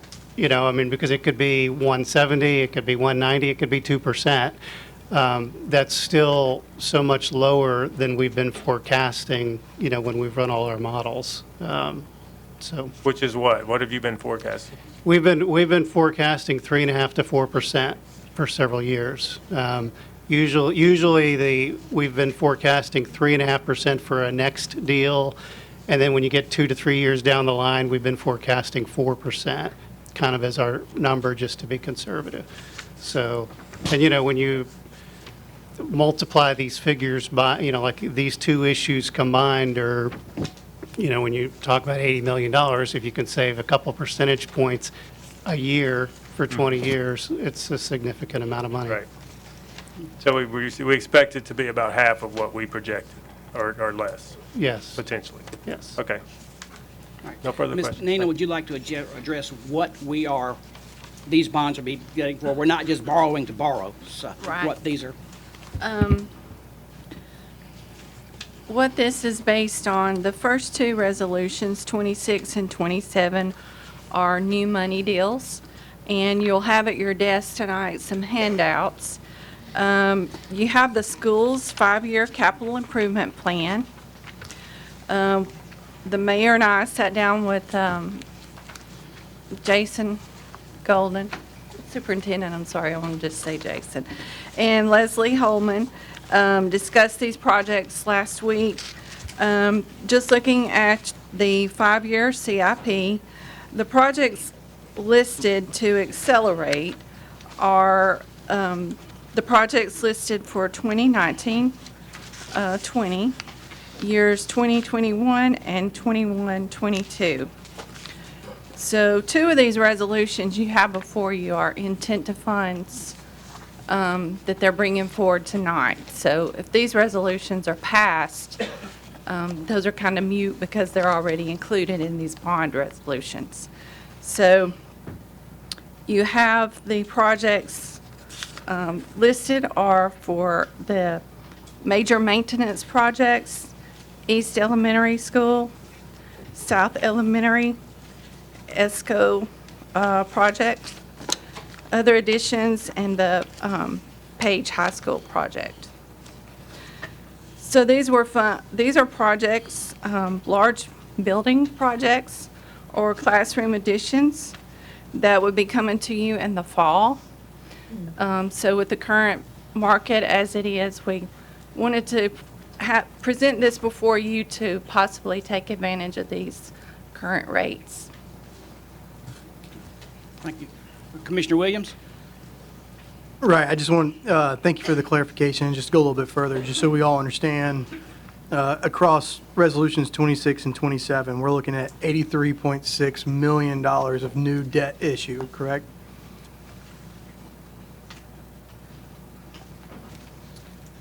Yes. You're right. And that's largely because we've got an interest rate available, and we've got capital improvement projects that we're looking at. And then across resolutions 28 and 29, we're looking at basically refinancing $76.5 million of debt, because we can save a little over $6 million.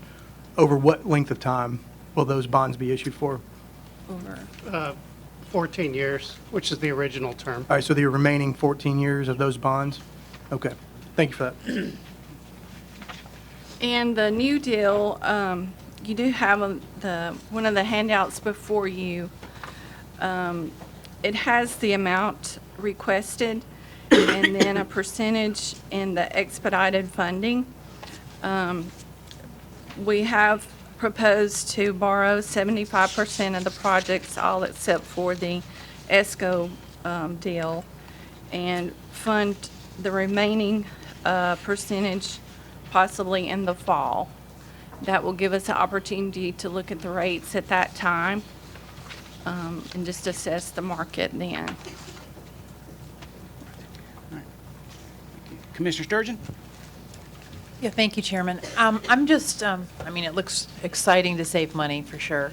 I'm just wondering, what would be the next most likely option if we were to say no to this? What would be our alternative options? Well, my understanding is you don't meet again for a couple of months. So the original plan was to do it in the fall. I mean, that was the plan for this funding schedule. And really, that's been the plan all along, is that you would come with a single financing in the fall. So I guess, really Plan A was to fund this in the fall. But with this sort of historic sudden drop in rates, the question was, well, should we do part of it now? Not be, there was the phrase, it's an old investment saying, pigs get fat, hogs get slaughtered, which I've heard a lot in my career. It's not putting all of our eggs in doing it now because we know rates are going to be higher in the fall, because we don't. But it's basically saying, well, let's do some of it now, and then we'll do some of it later. And, my general feeling on this stuff is, I really don't know where rates will be later on in the year. But in general, if rates go down, the only way a person might really regret this is if rates go to zero and stay at zero. Right. And if that were to happen, you have plenty of additional capital needs coming, and it wouldn't be a bad thing for the county to be able to borrow, but if rates go up, we'll be glad because we saved money by doing this portion now. So in my estimation, it's a bit of a hedge that really works out either way. So we're going to have if we say yes, we'll have a lot of money that we're sitting on, correct? Where do we put that? Well, bond money is typically invested, the state law governs what you can invest it in, but you can certainly, probably invest it, I would think, in LGIP or short-term treasuries. What's LGIP? That's a local government investment pool that the state runs, which again is invested mainly in short-term securities. So, there might be some negative carry between a 20-year borrowing rate and a short-term investment rate. I would expect there to be some negative carry. But if you were to sort of think in terms of spreading that out over 20 years, it's probably not what you're going to make a decision based on. So. Okay. Thank you, Sam. Commissioner Story? Yes, so I know historically if we've got a $60 million project that's going to span over a year, we'll do a portion of it so we're only borrowing what we need until we need to start the next step. So it sounds to me that because we don't meet next month, really just fast forwarding this 3-4 months. So the hedge is get almost not, carrying cash or, same as cash, but getting close to it now. So every point that goes up, is there a potential dollar amount that you can throw that at in terms of? Well, on the new money that's being presented tonight, I did a quick calculation this afternoon, as a matter of fact, and every 1/10% is $1 million over the life of the issue. Okay. So, 1% is like saving $10 million over the life of the issue. So, and it just points out again that small movements, add up to a lot of dollars, which again, when we talk about savings from doing it now, there's two ways to think about that again. There's the savings versus where rates will be, and I don't know the answer to that. I don't know how much you're going to save versus where rates will be in November. But then there's also savings versus what our expectations were a year ago when we were putting plans together. Yeah. Well, that we are locking in. We're locking in better deals than we'd been modeling, and that's for sure. And I do think, you typically approve bonds in September, October, sell in October, November. There is a risk, just because it's that annual 4-year election cycle, that there'll be a little bit of volatility in the marketplace heading into that period as well. So I don't know what that will mean, but it's just something to be cognizant of. Just one point of order. The sheet that was on your desk that has the K-8 and high school funding, you will see on there that what we're doing tonight is 75% of the expected expenditures for these projects. So we are not funding them all at 100%. We're doing 75%, and then we're saving 25% to see, just to kind of hedge our bets with. So just a point of explanation. Commissioner Tunnicliffe. Is this going to allow us to expedite any of the work? I know we're expediting the funds, but can Jason address that? Do we move forward on some of the projects?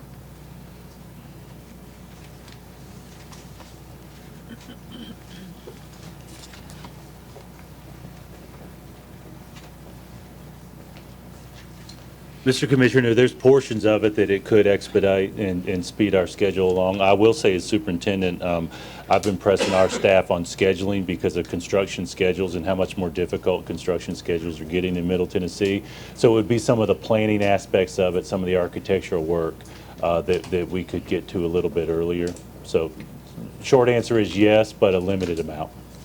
Thank you. Are there any other questions? If not, I assume you're ready to vote. Resolution 3-20-26. If you're in favor, press your yes button. Opposed, your no. And I've got the problem one. There it goes. All right, Commissioner Hudson is out. Can we mark him as absent?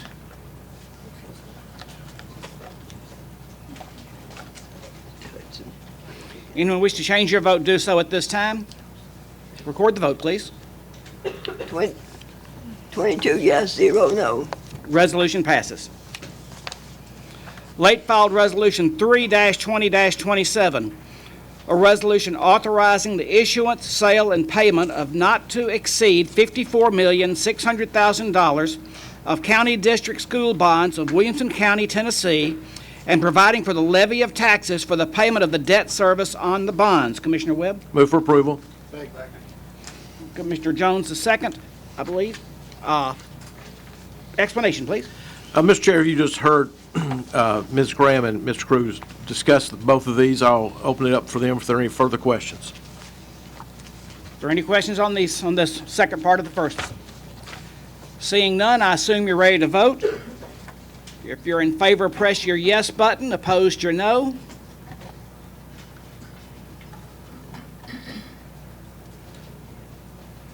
Anyone wish to change your vote, do so at this time. Record the vote, Ms. Anderson.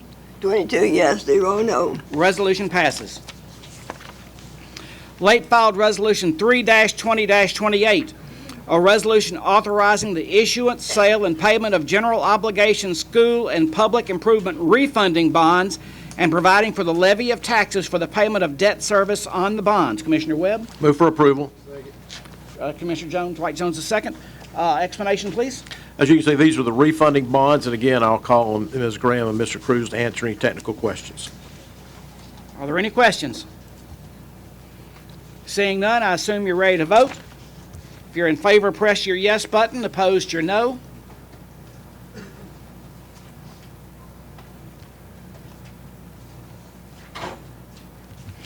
Anyone wish to change your vote, do so at this time.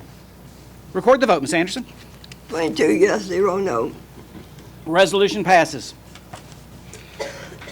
Late filed Resolution 3-20-29, a resolution authorizing the issuance, sale, and payment of county district school refunding bonds of Williamson County and providing for the levy of taxes for the payment of debt service on the bonds. Commissioner Webb? Move for approval. Commissioner Dwight Jones the second. Explanation, please. And this is the second half of 3-20-28. This goes with this whole package. Are there any questions? Seeing none, I assume you're ready to vote. All in favor, press your yes button. Opposed, your no. Anyone wish to change your vote, do so at this time. Record the vote, please. 22 yes, 0 no. Mr. Mayor? Mr. Chairman, with the actions that you took on the four late resolutions, I would encourage you now to go to Resolution 3-20-1 and 3-20-3, having those three pulled by Commissioner Tuncliffe because you've addressed them in the late filed resolutions. Do you agree to pull those, Mr. Commissioner? Yes, sir. All right. So we will pull Resolution 3-20-1 and 3-20-3 will be pulled from the agenda. Next, the one everyone here's been waiting for. Resolution 3-20-5, resolution of the Williamson County Board of Commissioners to endorse the 2040 Williamson County Comprehensive Land Use Plan. Commissioner Lathers? Second. Commissioner Story the second. Property Committee? 7-4-0 against. Budget Committee, 5-4-0 against. explanation, please. You gonna, Thank you, Mr. Chairman. I believe that we have the Planning Director, Mike Madison, here, is going to be doing a presentation of the comprehensive plan, which a copy is also in your packet.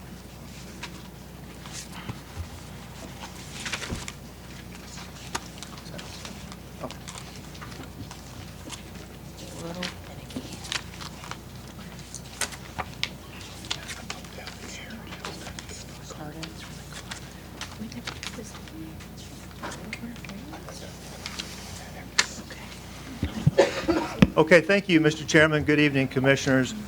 So as you know, this is a project that we've been working on for quite some time, well over a year now, and this is a big deal. This is a big deal because this plan will really help shape the future of Williamson County. This plan will very directly influence what it's like to live here and also the kind of quality of life that citizens will enjoy in the future.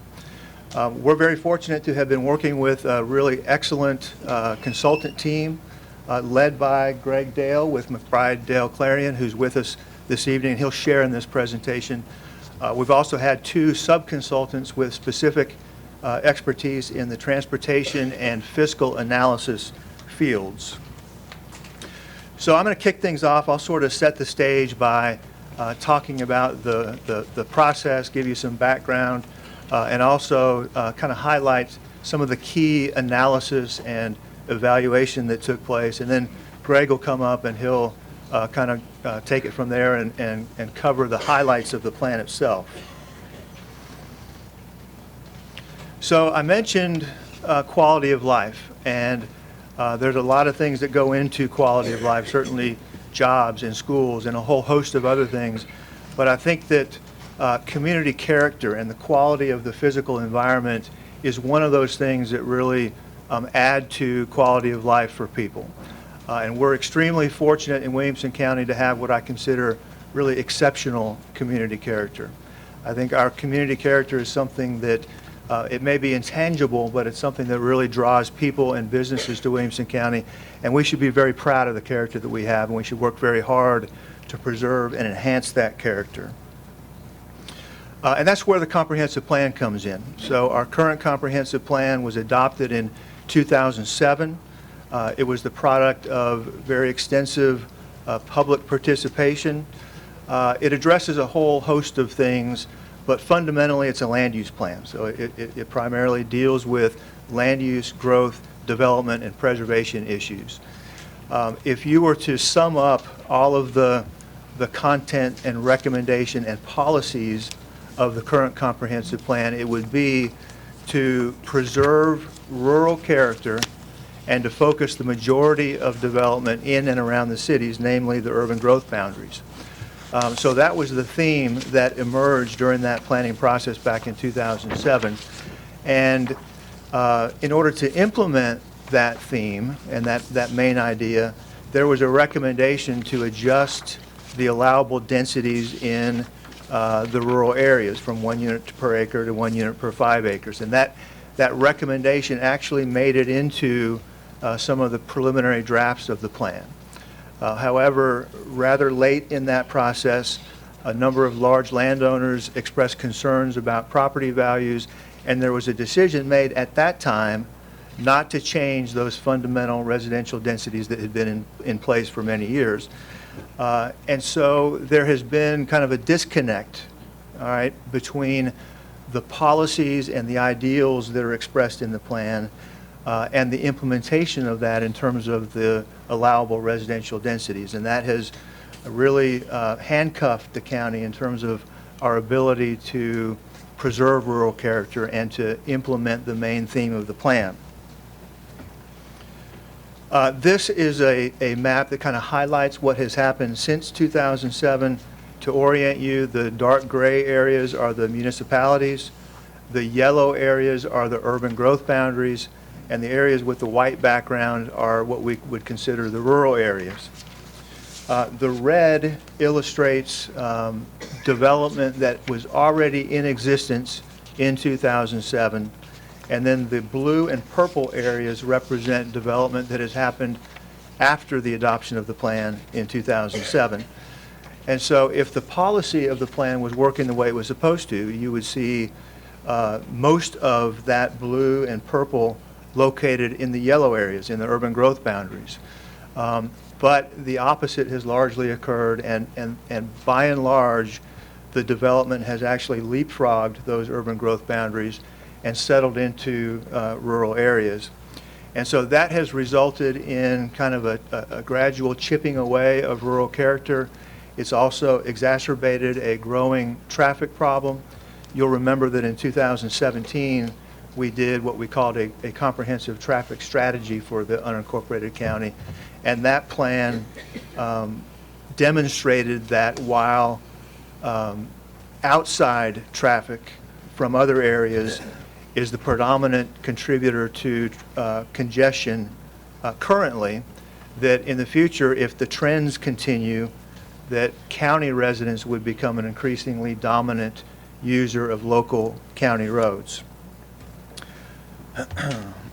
And that's a concerning trend, and it's particularly concerning in light of the rather staggering growth projections that are out there. So you've seen these.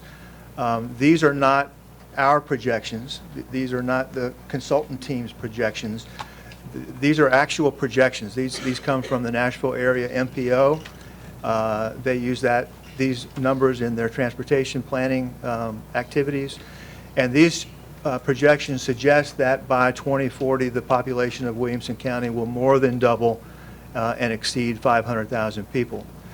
There are some more recent projections that you've probably seen with very similar numbers. And so the point of this slide is not necessarily to get hung up on the exact number, because regardless of which projection you're looking at, the fact remains that we have been seeing and are expected to see tremendous growth. And so that really underscores the need of the county to be very deliberate and very intentional in our planning.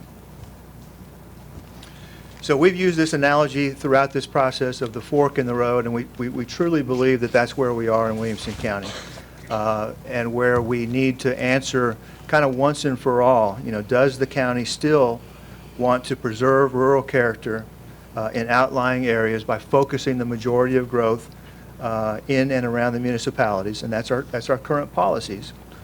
Or does the county want to simply conclude that the continuation of development sprawling into rural areas is acceptable, and the existing policies are no longer appropriate? That's kind of the question that we feel like we're faced with at this time. So we have had a very good process.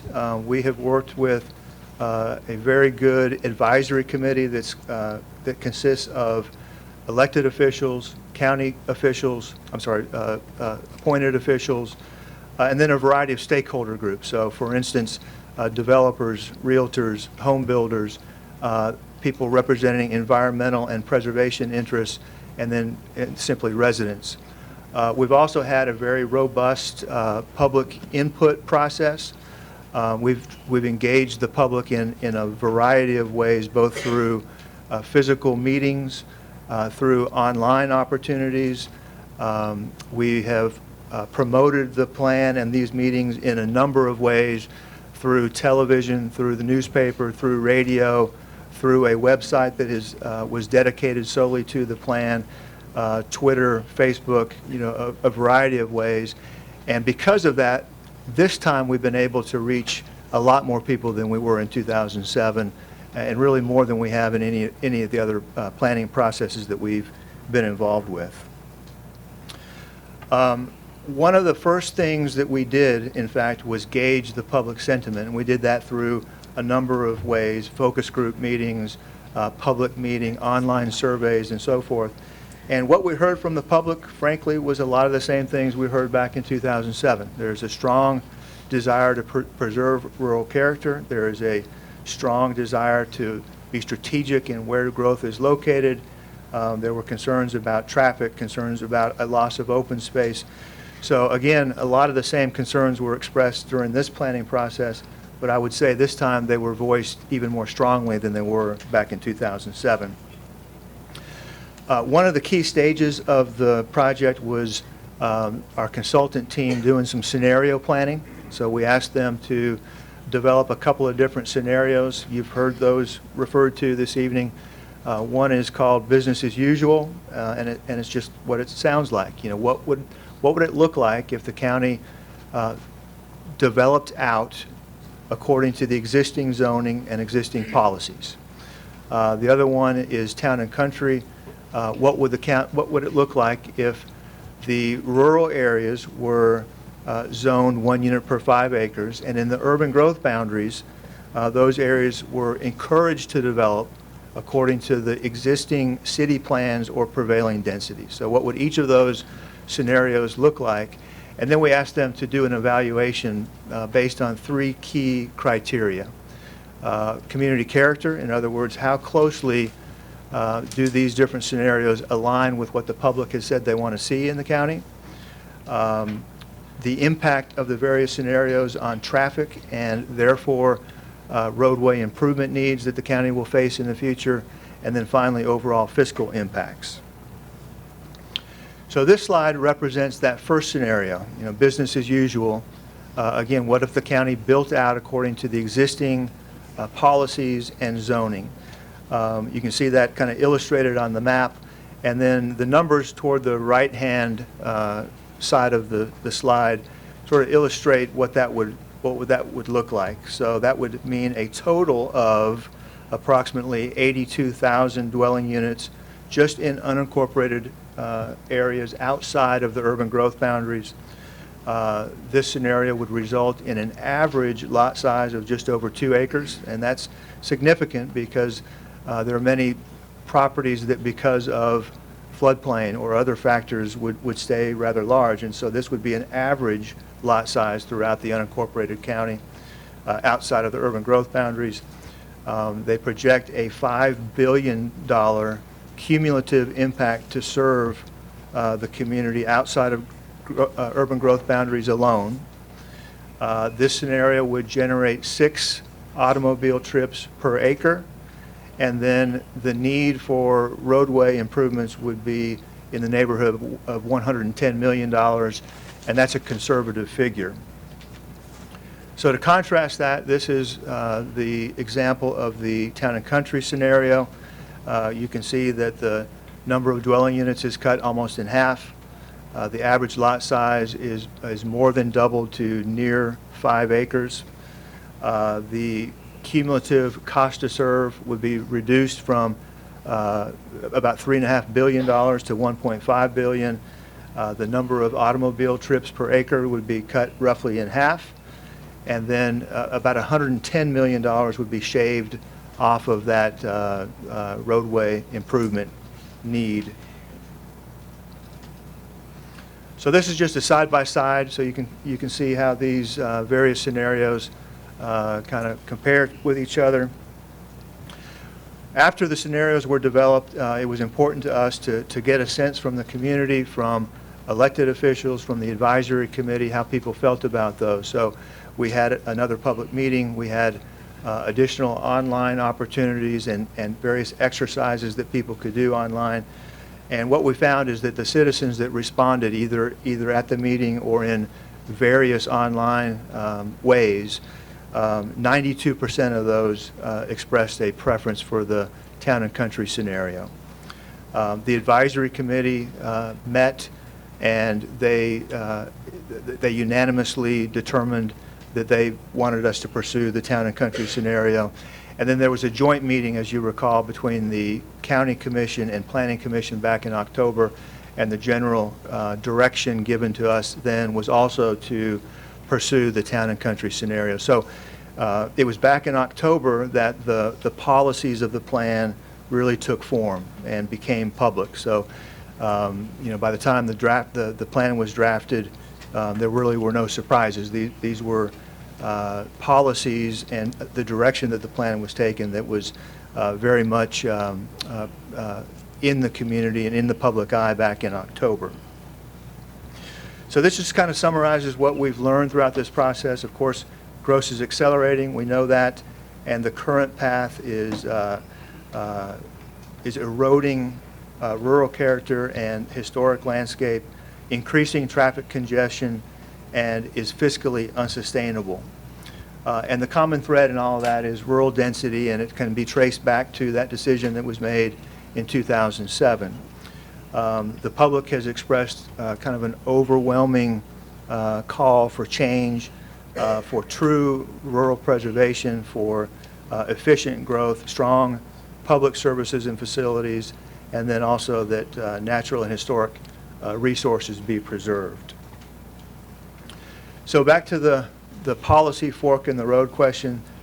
Through this process, I think we've answered that fundamental question with a resounding yes, that the county does still want to preserve rural character in outlying areas by focusing the majority of growth in and around the municipalities. So that'll cover my remarks. Greg will come up here and run through the plan highlights, and then Greg and I will both be available for questions. While he's coming up, I'm going to make one point of order, that our vote tonight is strictly whether to endorse or not. It is actually the Planning Commission that has the approval process on this. Yes, sir, that's exactly right. So all we do is voting whether we agree with it or not. Yes, sir. Thank you. Thank you, Mike. What I propose to do is to walk you through the elements of the actual physical plan itself, the land use plan, and then what I'd like to do is to focus in particular on the implementation strategies for the plan. Because when you start with the proposed plan, as you look at this map, one of the things that you might think is that when you compare it to the 2000 plan, it doesn't look all that different. In other words, the geographies that we're dealing with in terms of the municipalities, the urban growth boundaries, the rural areas, and the villages and the hamlets are very similar to what were discussed before. The key is in terms of how we look at the implementation of this. And let me see if I can make sense out of that for you. So the four building blocks that we're dealing with in terms of the land use are the rural, the hamlets, the villages, and the municipal growth areas, working up in terms of intensities. So let's start with the rural. So some of the policies, the way the plan is structured is for each of these categories, there's a series of land use policies that would be associated with each one of those. So in terms of the rural, one of the key things to understand here in the rural areas is the importance of policies that allow for new residential and rural and agricultural uses to peacefully coexist, to work together.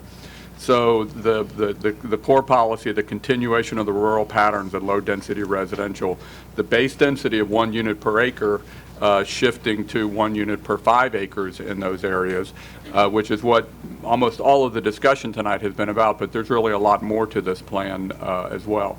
Expectation of rural level of service. So for example, the expectation that the rural areas would not be provided with sanitary sewer, for example. Protection of natural and historic resources, improved conservation subdivisions. One of the things that can happen is that when you start with a base density of 1 unit per 5 acres, rural conservation subdivisions can work much better than with a base density of 1 unit per acre. 1 unit per acre makes it difficult for conservation subdivisions to work well. So one of the things that would be proposed to happen was those conservation subdivision regulations would be revisited, tailored more towards that base density of 1 unit per 5 acres. And then an open space preservation plan, I'll come back and talk about that under the implementation. The hamlets, and the hamlets, we're talking about places like Kirkland and Bethesda and Paytonsville, those small, essentially crossroad communities, which are small focal points in the rural areas, and where there is some opportunity for non-residential uses to exist, perhaps small-scale service kinds of facilities, a small restaurant or something like that, but they're really not intended under this plan or under the previous plan to be areas that have substantial development occur within them, and with kind of clear and distinct limits associated with them. And then working up in terms of intensity are the villages. Those are areas where there are opportunities outside of the municipal growth areas or the urban growth boundaries, where there are opportunities for some still limited but more substantial growth opportunities. But, and this is critical, not new, but critical to understand that those areas would only be identified for those growth opportunities where they have been subject to a special area planning process, a special area plan, and custom zoning that are associated with them. So for example, since the 2000 plan, the county has gone through a process of College Grove, Grassland, Leapers Fork, and Triune, where those area plans were developed. They were rezoned in accordance with those area plans. What this plan also calls for is for the possibility of two future villages to emerge. The Arrington and Rudderville, what are now hamlets, are in this plan candidates to become future village plans, but again, only after they go through the special area planning process and have the custom zoning associated. And it's possible that other villages are identified in the future as this plan is updated, hopefully more frequently than every 10 years or so. And then, of course, we have the municipal growth areas. Those are the areas, you know this, those are the areas that were originally developed or identified under the Tennessee Public Chapter 1101 that were identified. And keep in mind that the current plan, and this is according to the statutory scheme, the idea of growth, new growth being directed into and around the municipal areas, including these municipal growth areas, is an important part of this process. And we think that one of the keys to making this process work this time is for this collaborative regional growth management planning process. And again, I will talk more about that as we go. But the idea is that theoretically, when growth occurs in those urban growth boundary areas, that they are done under municipal jurisdiction. That's part of the strategy. Okay, so let me walk you through the implementation strategy here.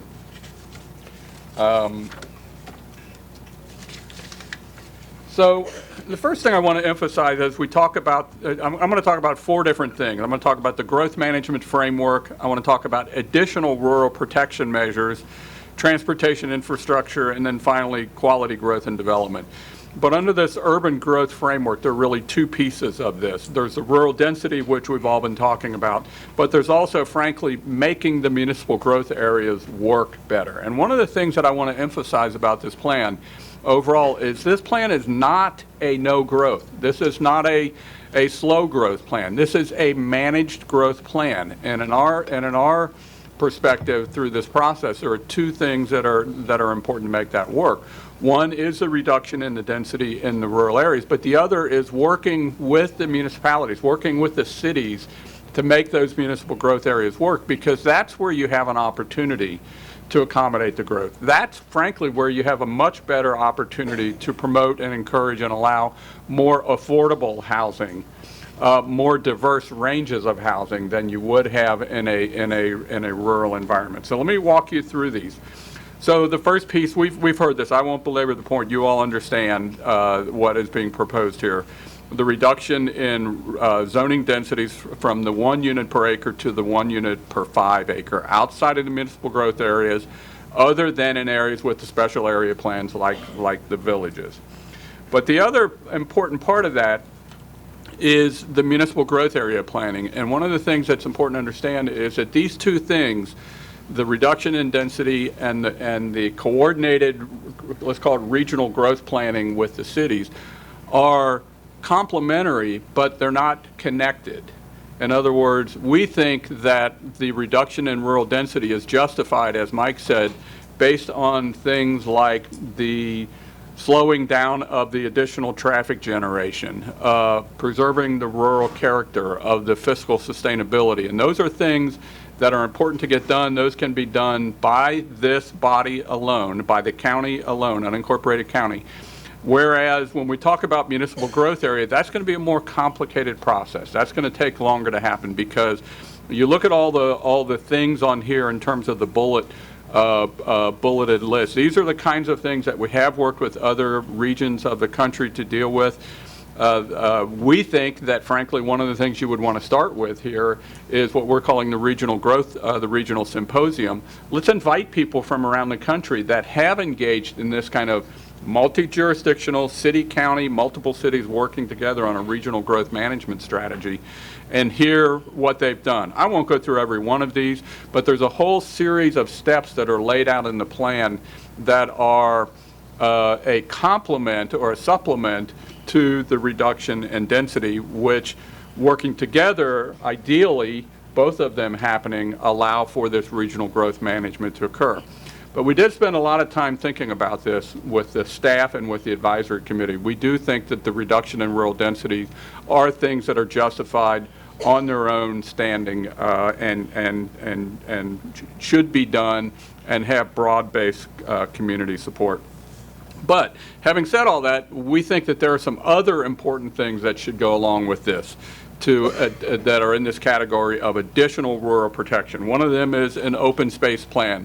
That was actually called for in the 2000 plan, and it never happened. That's a plan where the county can identify and prioritize land that's suitable for preservation, work to develop a dedicated funding source, and identify implementation actions such as a whole mixture of things: scenic easements, purchase of development rights, could be transfer of development rights, other open space preservation that supplements and complements the reduction in densities that are proposed. We heard a lot about the desire for historic and cultural landscape preservation policies, particularly along certain corridors like Old Hillsborough Road corridor. The need not just to think about density, not just to think about open space, but to think about the cultural and historic resources that are part of that. So there are recommendations in the plan that range from education to additional planning and implementation of those strategies. The other thing that we heard a lot about is the need for tools that allow for families who want to continue to have their farms in the family and continue to be able to farm, to not be economically forced out of that due to a range of conditions. So there's a whole series of things that we've emphasized here that could be looked at as part of the strategy. Reduce property tax, reduce fees, create different scales of voluntary agricultural zoning, streamlining process. But the other one of the things that we heard a lot about is what happens to the family farm if we change the density to 1 unit per 5 acres?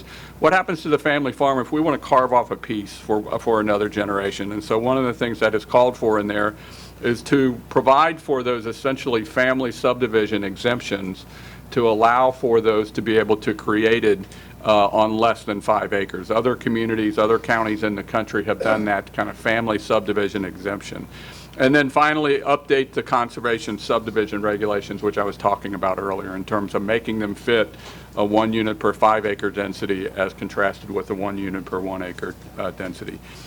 Then we have the transportation infrastructure initiatives, and this really takes us back to that comprehensive traffic strategy that Mike was talking about. All the things on here were called for in that strategy, and this commission may recall that 2 years ago when that strategy came out, it was accepted, but it was then decided, you know what, we need to figure out this fundamental density issue. We need to figure out the planning policies before we do this.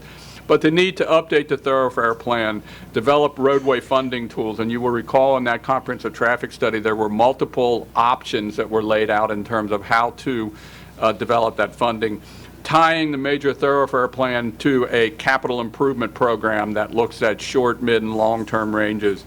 Eliminate the traffic shed regulations. This is an interesting one because this is for those of you who are familiar with the traffic shed regulations, you know that there aren't many people in this world that actually understand those at any level of detail. If you go to 1 unit per 5 acre density, you wouldn't need those anymore. That is the default density within those traffic shed regulations. So you wouldn't need those as well. Coordination with regional transportation planning, which is something that always should happen. And then finally is just kind of the overarching idea that to continue the progress that the county's made in terms of promoting quality and sustainable and development that holds its value in terms of its benefit to the community, through a number of different ways. Certainly continuing to prepare the village area plans is one of those, but just to continue to monitor and improve and update the development standards to ensure higher quality design.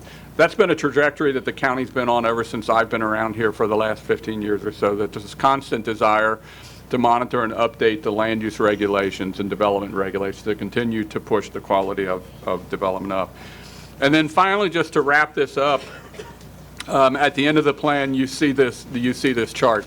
We realize that we've put a lot on the to-do list for the county. So one of the things that we worked with staff on and vetted closely with the advisory committee is how to think about getting all this done over what ended up being about a 5-year period. So for example, the first two you can see under the growth management are the reduction in density, which is something that's immediately within your control. Working along with the growth management planning with the municipalities, which is clearly going to be a heavier lift. I mean, that's working to achieve consensus with however many cities you have in this county on these policies.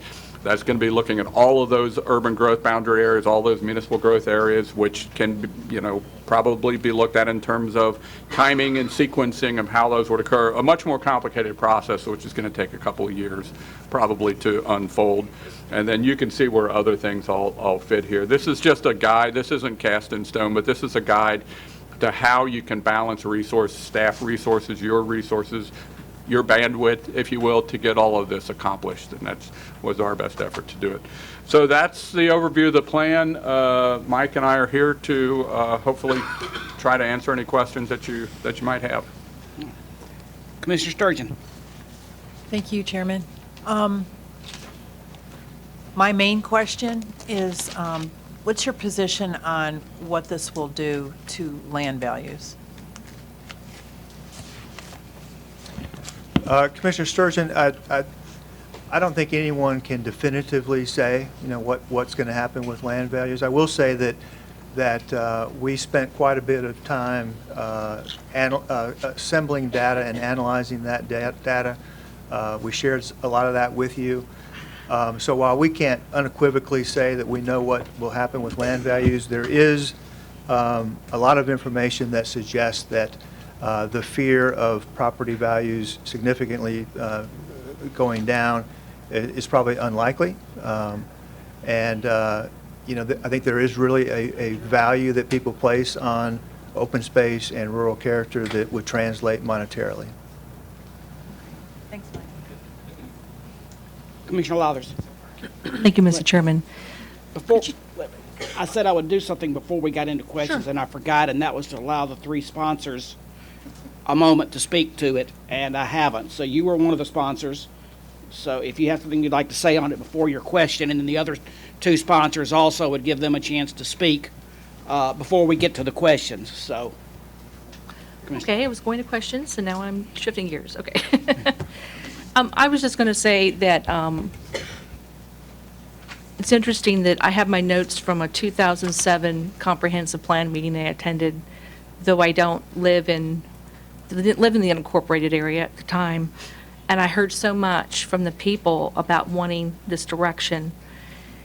That being said, I know there's been some confusion about, there was some verbiage at one time about the 1-to-1, like if we went to 1-to-5, that conservation subdivisions should not be less than 1 acre.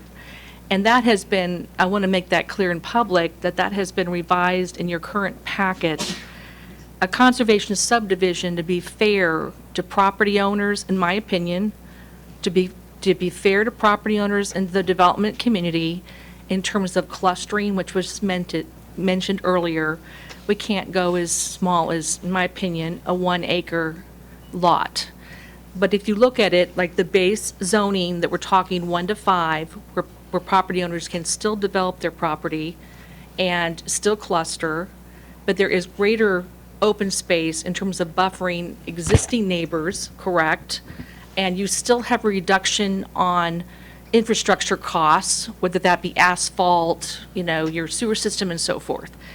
So I just want to make that point, and then you could add to that if you'd like. And then also for those who are existing property owners that have their property for sale are in a certain point in the process.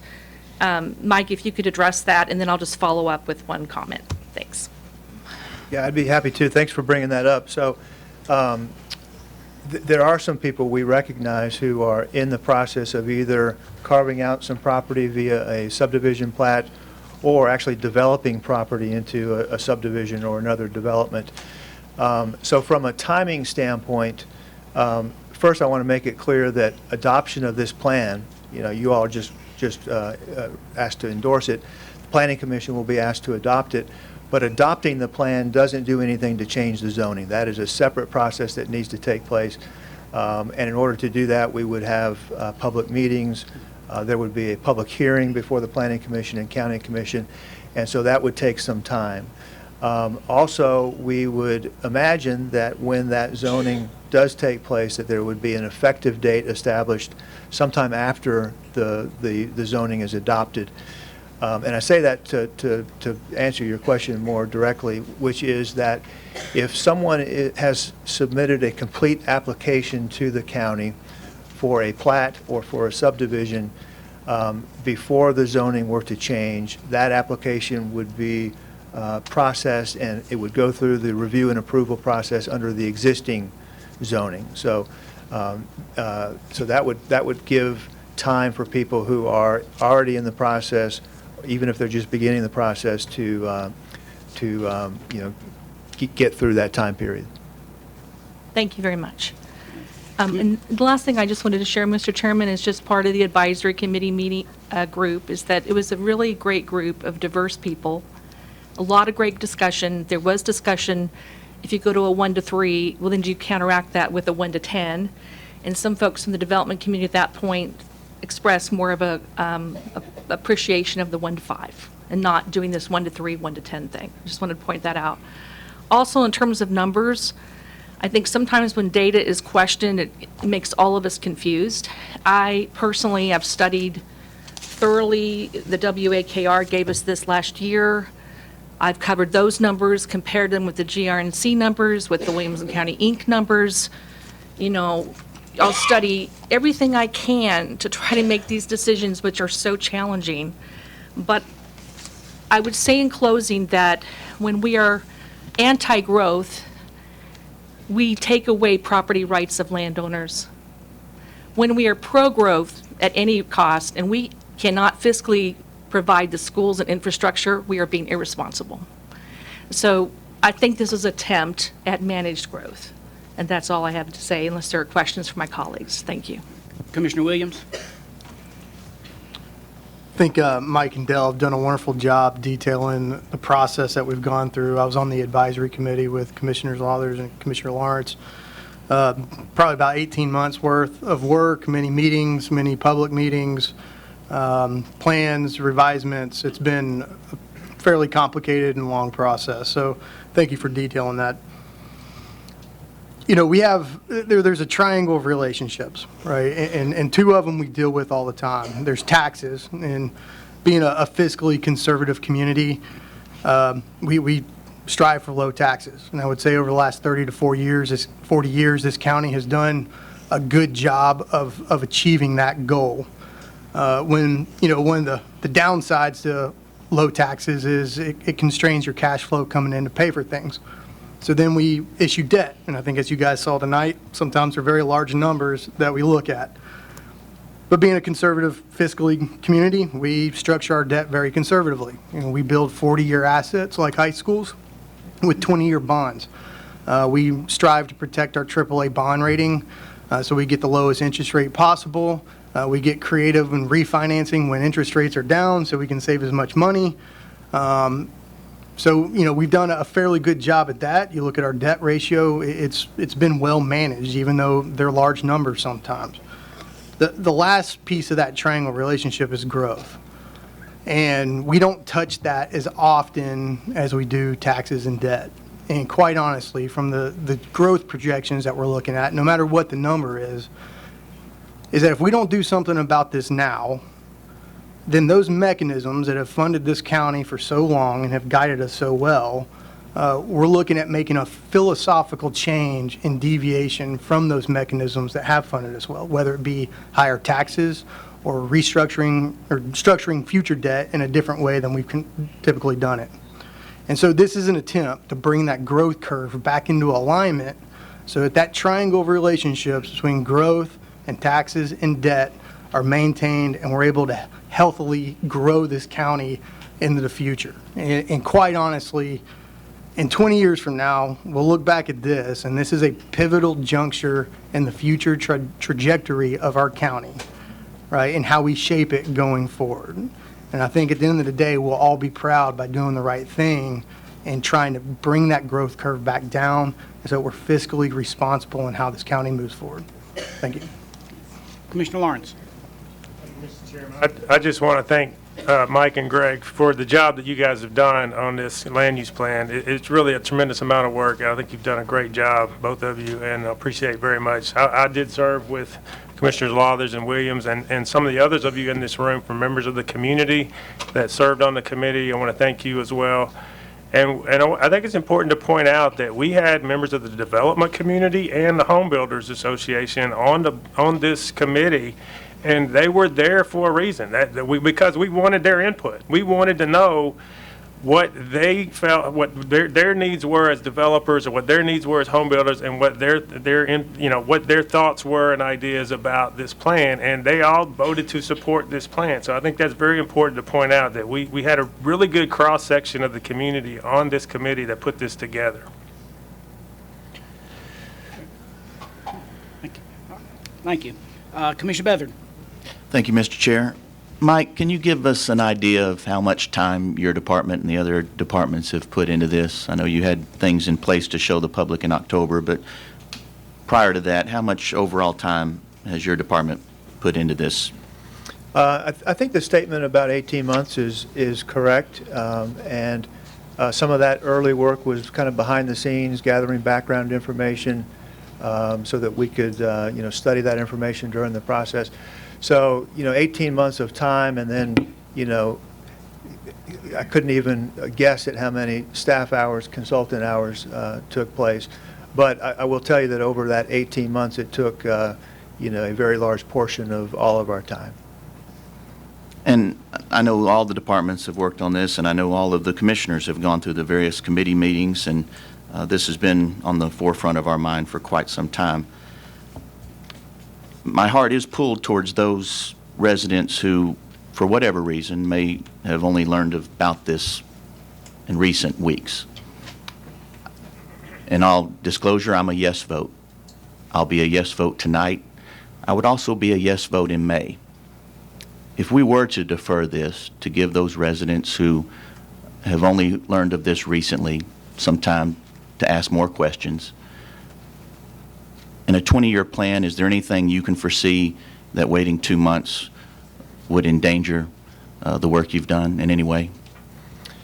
Commissioner Beathard, I think I've just answered it this way, that this has been a lengthy, very deliberate process. We've engaged the community throughout the process. We've built in numerous public input opportunities. The policies that are contained in the plan were presented back in October, and that was when the direction was established. Having said that, that's of course up to you all, but staff is recommending that you not defer it. If it's okay, Mr. Chairman, realizing the impact that this will have on not only the residents here but future residents, again, and I don't want this to be misinterpreted in any way, I've actually thought about this about other resolutions that we've had in which members of the community come, and even though we've worked on things for a lengthy period of time, perhaps even years, those residents who work hard and have lives that are more fascinating than a commissioner's life, have things to do, things on their plate, may at times find themselves falling through that crack in which the information, for whatever reason, didn't get to them in a timely manner. And I'm cognizant of that, and so if it's okay, I would like to make a motion that we defer this until our next meeting in May.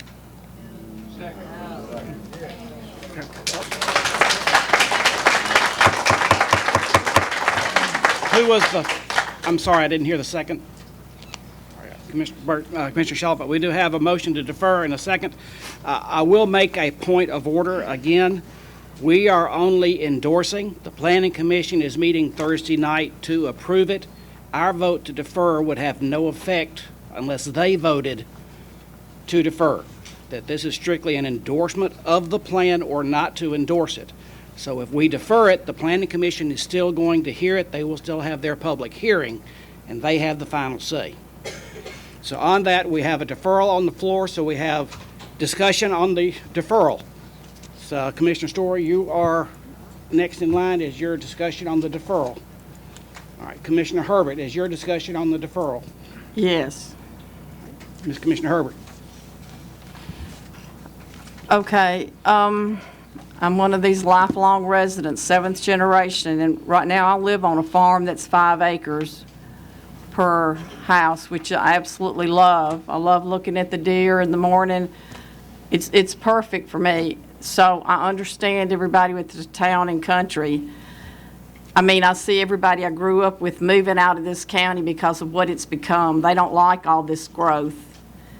And I mean, and we're going to lose it if something don't change. But I come from a long line of farmers that have worked their butts off to hold on to that land, to pay for it and work all the time, milking cows, cutting tobacco.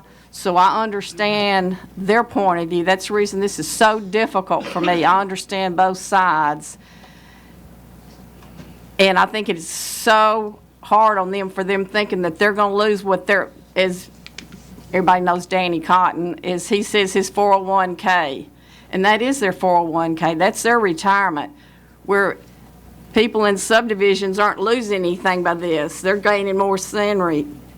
But I love, you know, it's really hard for me, both sides, but I would like to see it deferred because I feel like that this has been going on, and I appreciate the work of planning, but I feel like a lot of them feel like they're blindsided, that they didn't realize this was going on. They feel like they haven't had their say.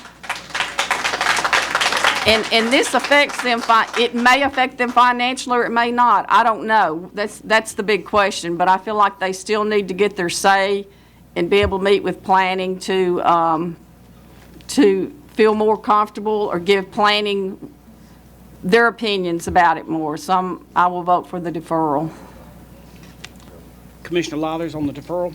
Yes, thank you, Mr. Chairman. Can I ask a question of Mike Madison, do you mind, related to the deferral? Yes. Mike. Thank you.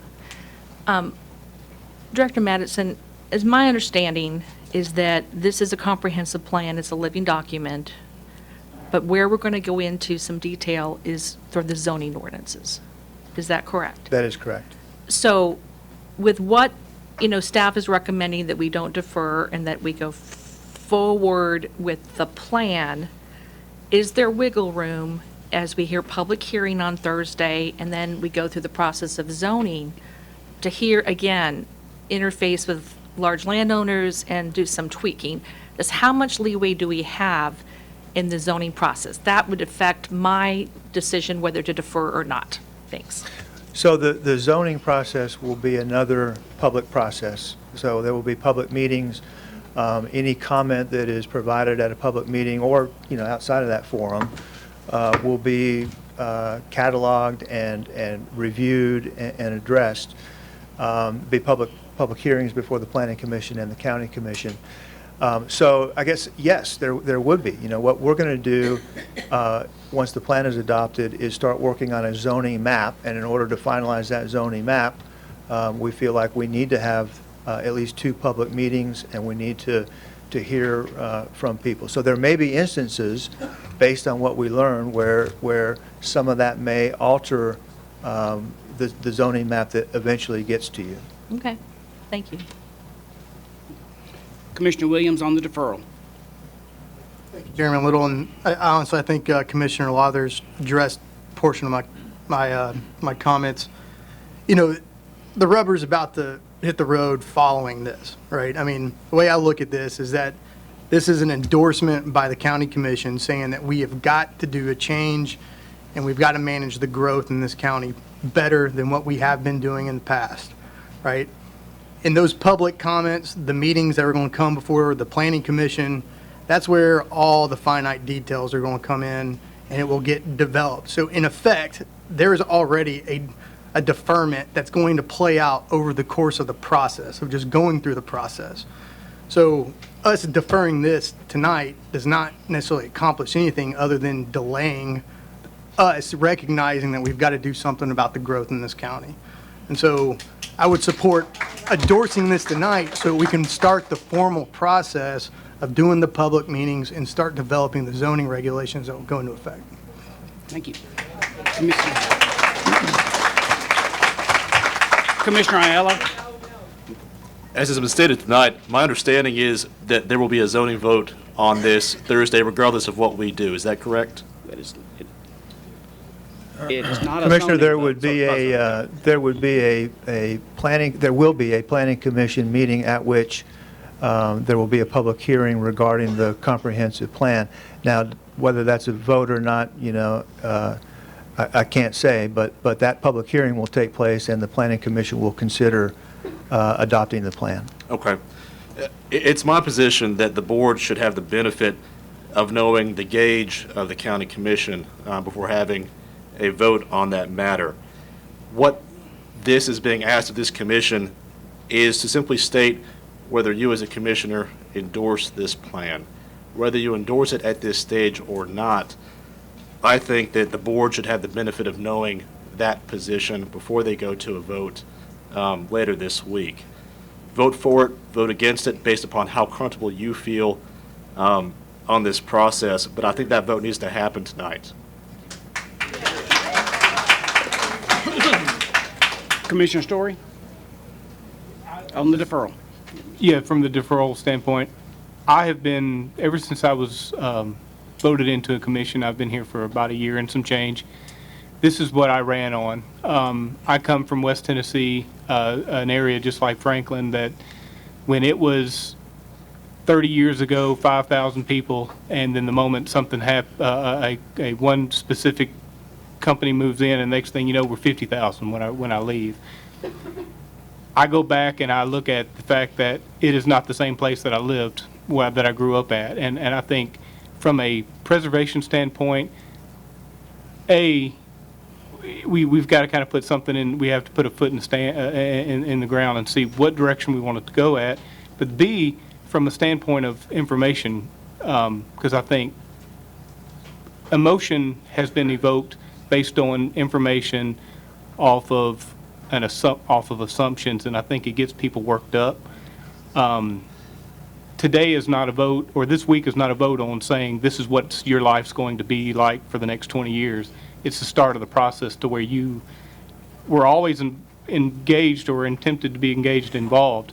It's about how do you then, in the zoning standpoint, how you are directly affected. Today is a policy and a end result of what we would like to see. The work really starts after this. So that's why I think we should move ahead and go forward with the vote, because it starts that process of what tomorrow looks like for you as an individual. So thank you.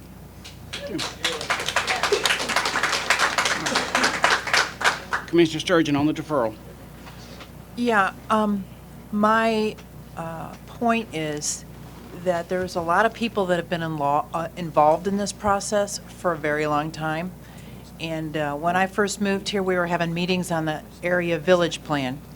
And I was pretty jaded. I came here from California, and I'm like, yeah. It's a public process, but everybody already knows what the outcome's going to be, and they're just going through the motions to make the public feel good and that they had something to say about what's already going to happen. Because that's the way I thought when I got here from California. But I've been here for 10 years, and I've seen how the process works. And I think if we were to defer this, it would fuel the idea that all those people, the 92% who put in their public comments and thought that they were really being listened to, it's going to make them think otherwise. So I would say not to defer.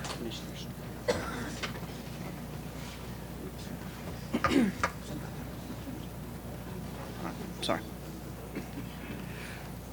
Okay, all right, sorry, we were having a discussion on the original motion. So we have a motion on the floor to defer. We can do that by voice vote or raise of hands. All those in favor of the deferral, raise your hands, please. 1, 2, 3, 4, 5. If I count correctly, 1, 2, 3, 4, 5. All those opposed? All right, the deferral. So now we're back to the motion, and the question was asked is who seconded the original motion? And I know that Commissioner Lothers made the motion. I thought Commissioner Story, seconded it. Okay, so that. All right, so My mic's not working, and my mic has been on all night, so I've been really good. All right, so we'll let you go then. Motion, one thing that I asked years ago when we went through this, and I do think it's important that we talk about this, is page 32 in the growth management framework. If you look at the map, you see the map from north to south is nothing but city. And when we open this up, and I think I've talked to the mayor about this, is we're going to have a real understanding with the cities and the county that this urban growth, this thing that we do tonight, we don't see cities looking to grab more land. And with state laws that they currently are, where people can get annexed on a simple referendum, it's not a big concern. I'm a 66-year-old resident. I am probably the only person in this room that went to a wooden schoolhouse in Williamson County. I actually did, so that shows you my age, and I've seen it change. But with this vote tonight, we've got to get together with the cities to make sure that, and I don't know what guarantees we have here, that we don't see Spring Hill jump across the interstate, which they're not there.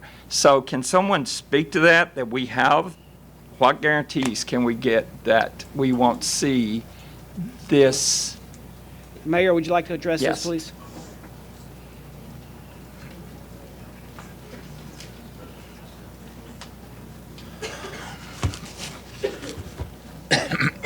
So the process is as following.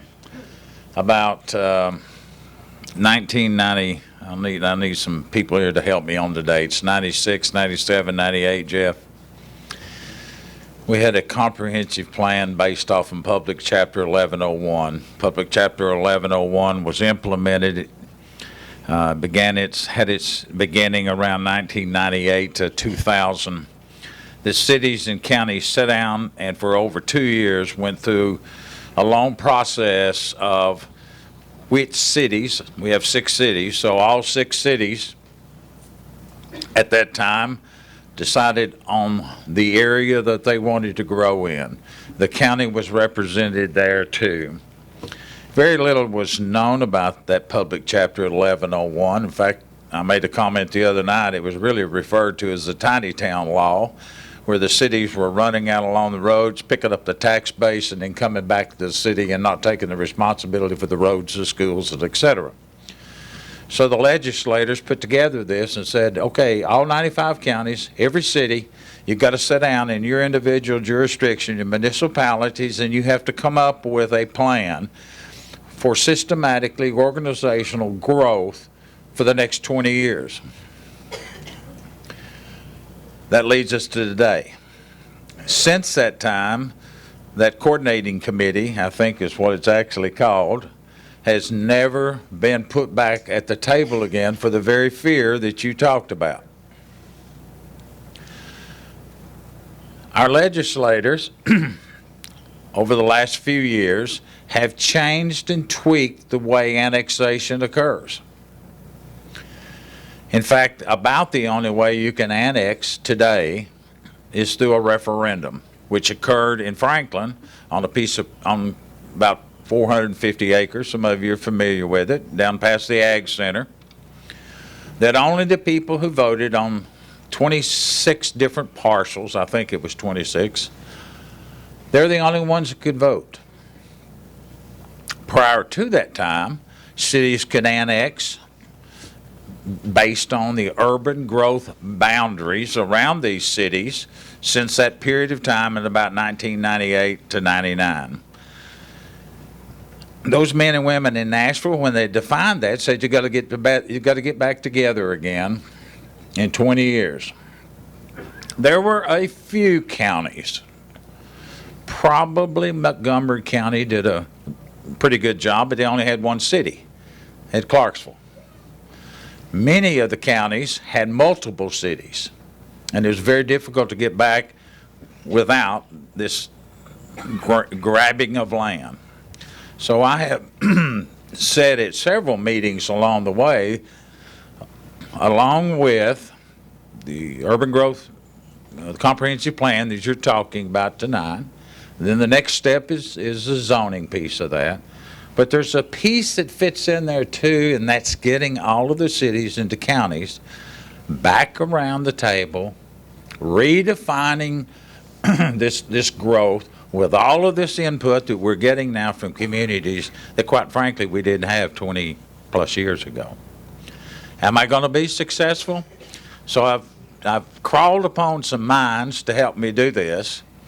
One of the ways is to go back to the cities, tell them that we're going to constitute or reconstitute this urban growth boundary comprehensive plan again, but we're going to have some memorandums of understanding between this city and the county before we all sit down at the table, so that we can all look at Williamson County and their nearly 800,000 acres that we've got, so that the city residents have input, Fairview, Spring Hill, Thompson Station, Franklin, Nolensville, and Brentwood, that we can all sit down and say, this is what our community is wanting today, not back prior to 1998. It's changed. It's grown.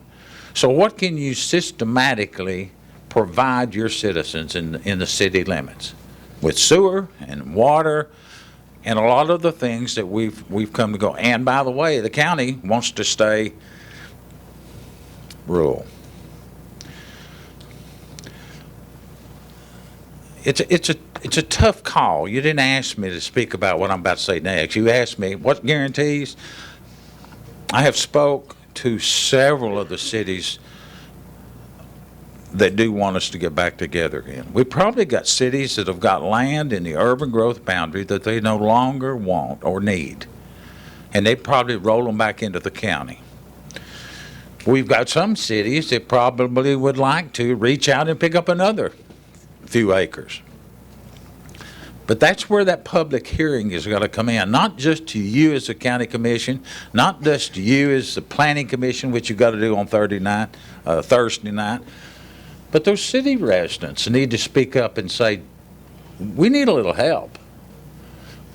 We need some protection too out here, because if we wake up and we're off on the numbers, and I heard these numbers, if our consultant is off 50%, it's still kind of high. It's kind of ridiculous, quite frankly. I don't have the answer for you, Ricky. And you know, we all love this county because you're not making enough money to sit up here on a night like tonight, I promise you.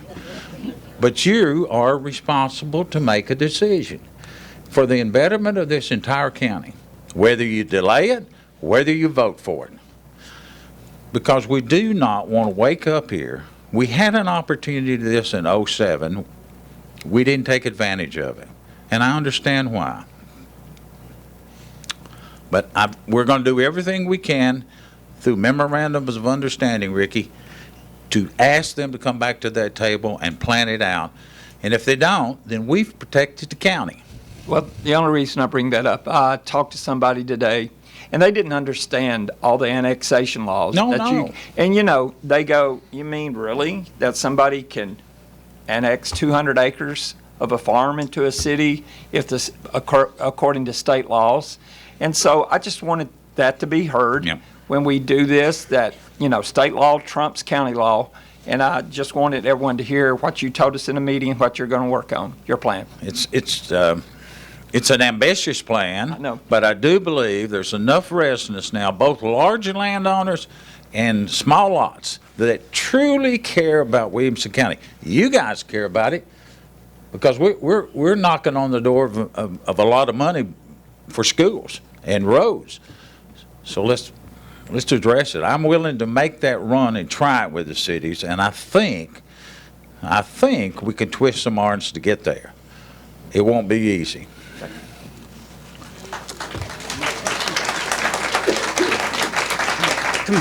Commissioner Lawrence.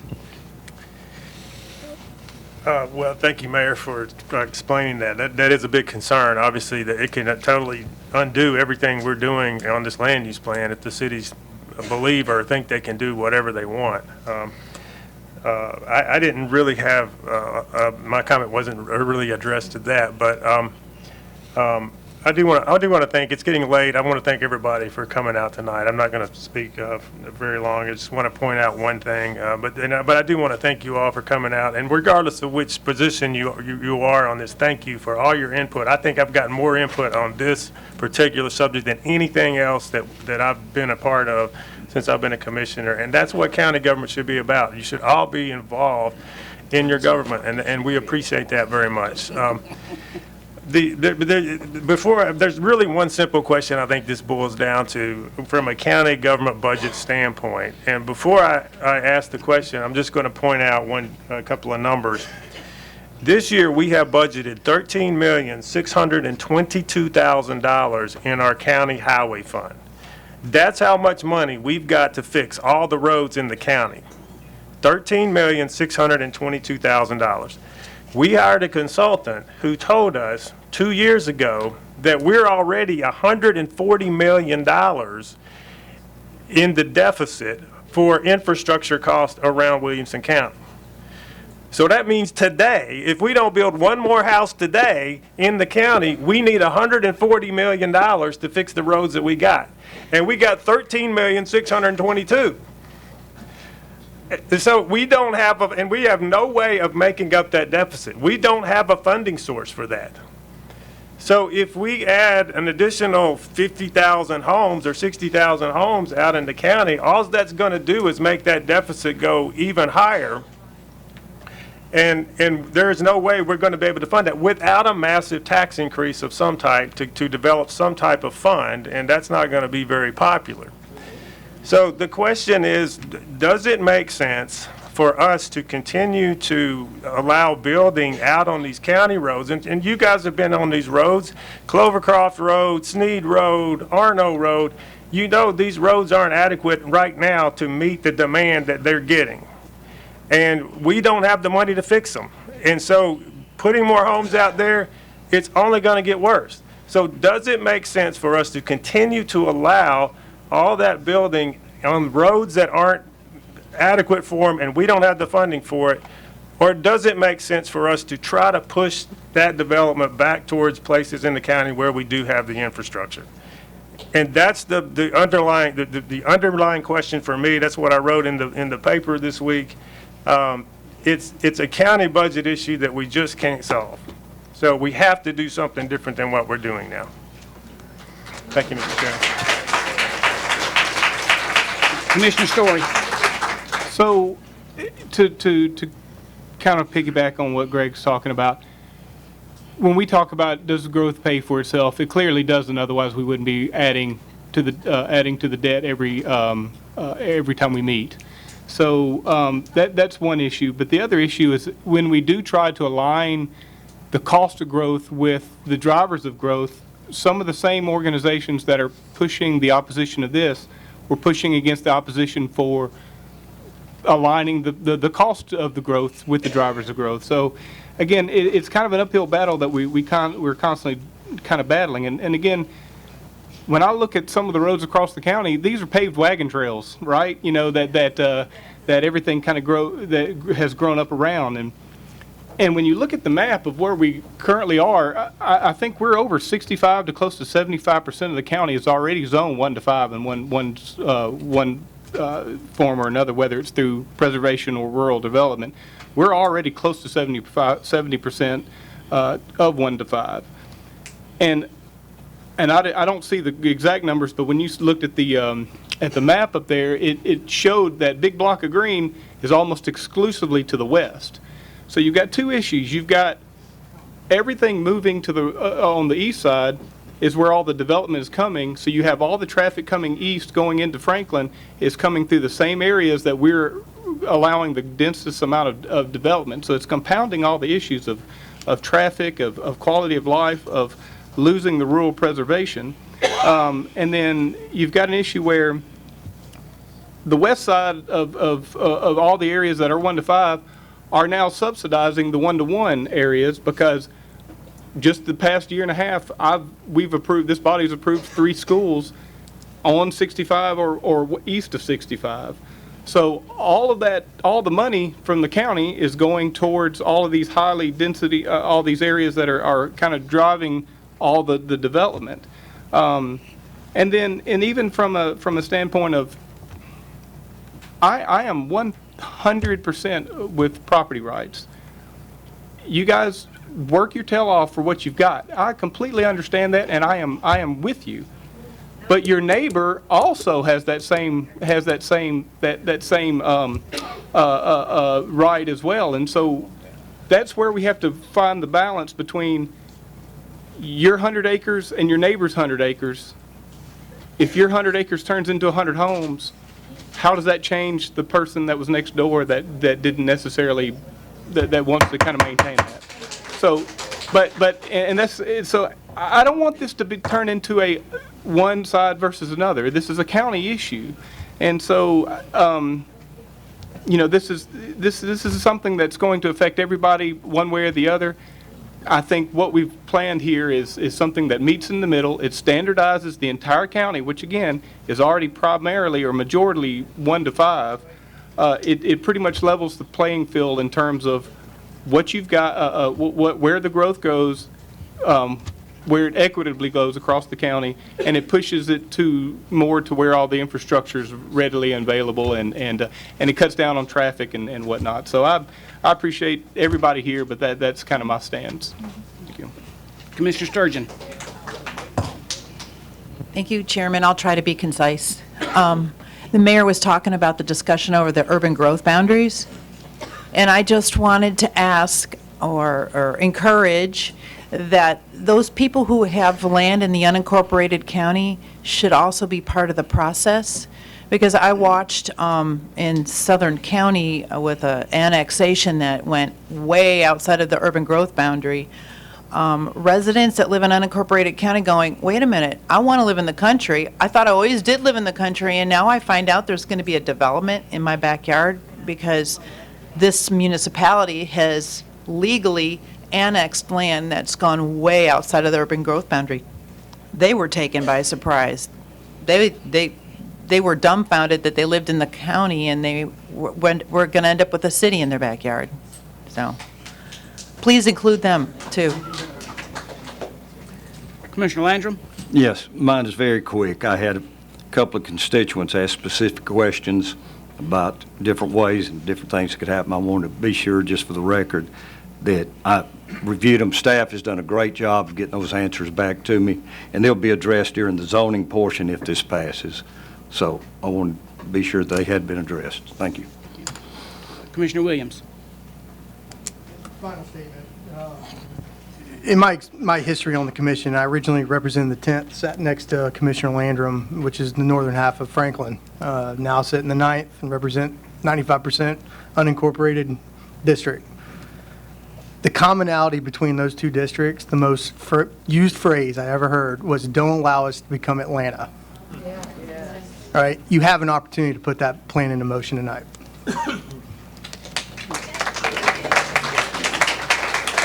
Is there any other discussion? Seeing none, I assume you're ready to vote. If you're in favor of the endorsement of the plan, press your yes button. Opposed, your no.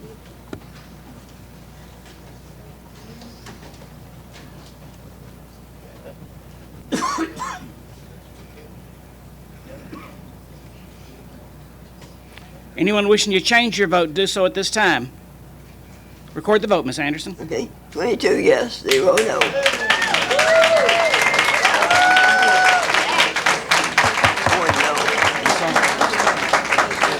Yeah, she said 1 no.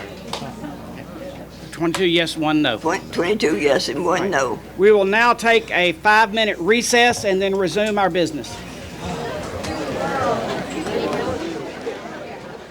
It is cold in here, Bob. I need to stand up.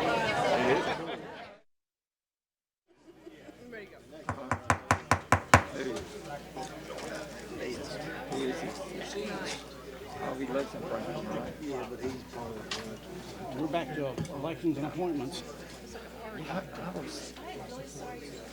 So many of them that spoke for the land rights and everything lived in Franklin.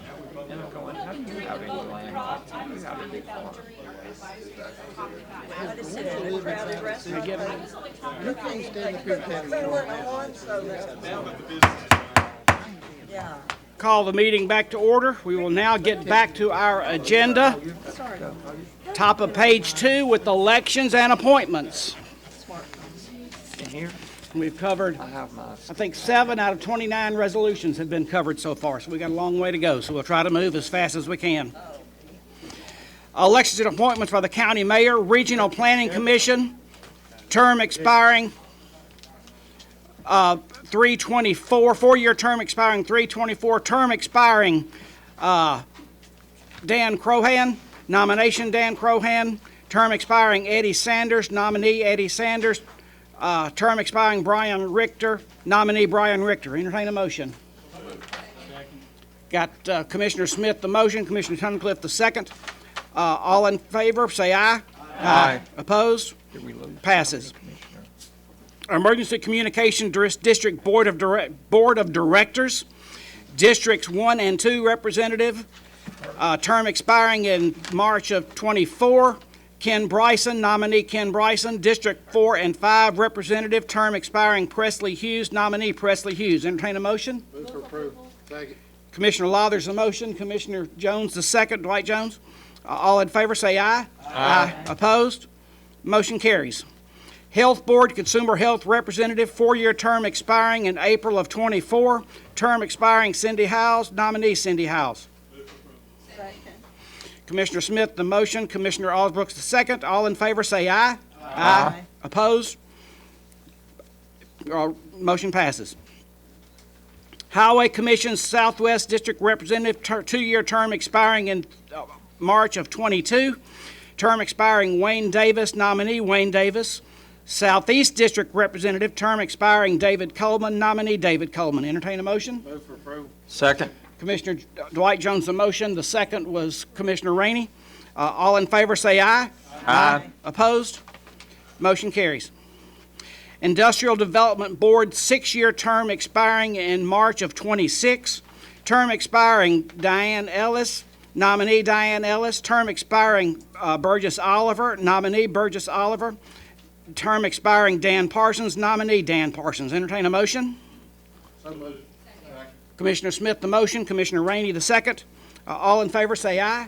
Aye. Opposed? Motion carries. Board of Zoning Appeals, 5-year term expiring in March of 25. Term expiring David Osbrooks, nominee David Osbrooks. Entertain a motion.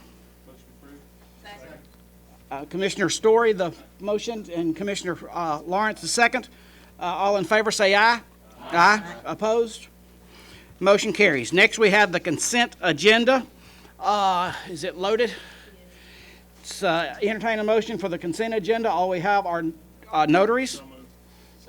Commissioner Story the motion, Commissioner Commissioner Lawrence, excuse me, the motion, Commissioner Ricky Jones the second. All in favor of the consent agenda, press your yes button when they get it loaded. Opposed, your no.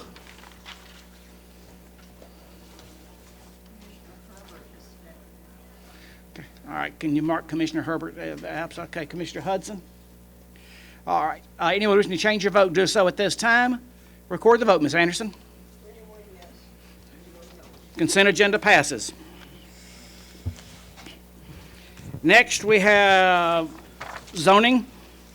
Resolution 3-20-4, a resolution to amend Article 3 of the Williamson County zoning ordinance regarding public notification sign standards. Commissioner Webb? Move for approval. Second. I'm sorry, who was the? Commissioner Dwight Jones, the second. Planning Commission was 10-4-0 against. Budget Committee, 5-4-0 against. explanation, please. As you can see from look here, with different meetings and postings, you could have over 19,000 signs going up across the county, which could be an eyesore as well as a cost. And so this is to amend this article so that we would inform the property owners by notification in the newspaper and sending mail notifications. And planning staff is still here, I hope they are, if you have any questions. Are there any questions? Yes, ma'am.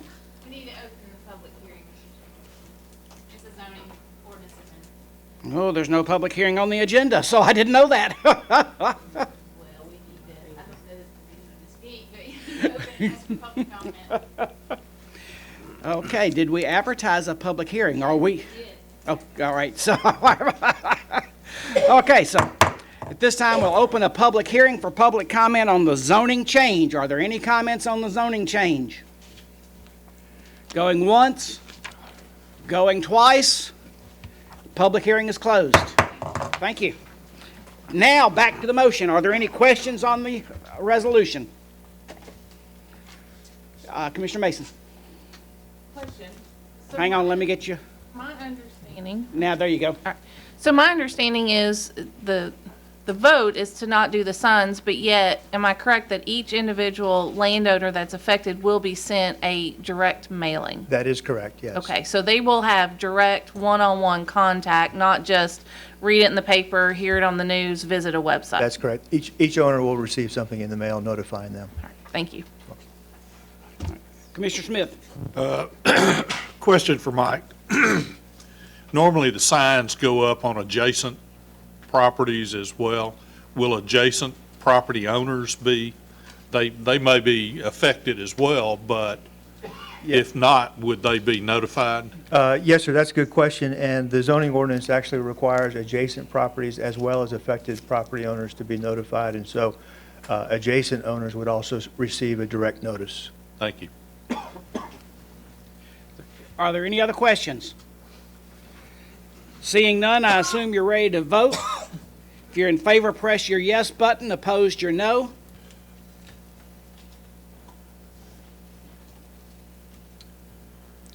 Anyone wish to change your vote, do so at this time. Record the vote, Ms. Anderson. 22 yes, 0 no. Resolution passes.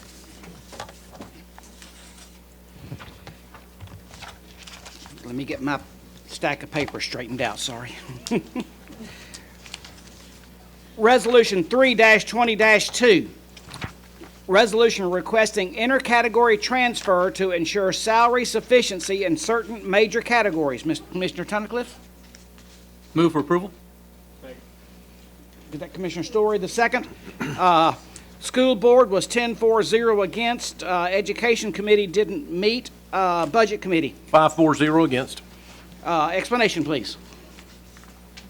Requesting a transfer of funds, just moving money around and shouldn't affect the budget.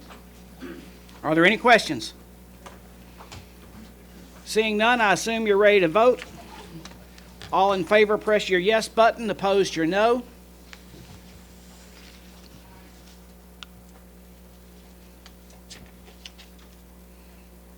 Anyone wish to change your vote, do so at this time. Record the vote, please. 22 yes, 0 no. Resolution passes. Resolution 3-20-6. Resolution appropriating and amending the 2019-20 Community Development Department budget by $16,000 for additional mailing costs, revenues to come from unappropriated county general funds. Commissioner Webb? Move for approval. Commissioner Smith, the second. Budget Committee? 5-4-0 against. Explanation, please. As you know from the previous zoning item we just passed, this is the postage expense. Are there any questions? Seeing none, I assume you're ready to vote. If you're in favor, press your yes button. Opposed, your no.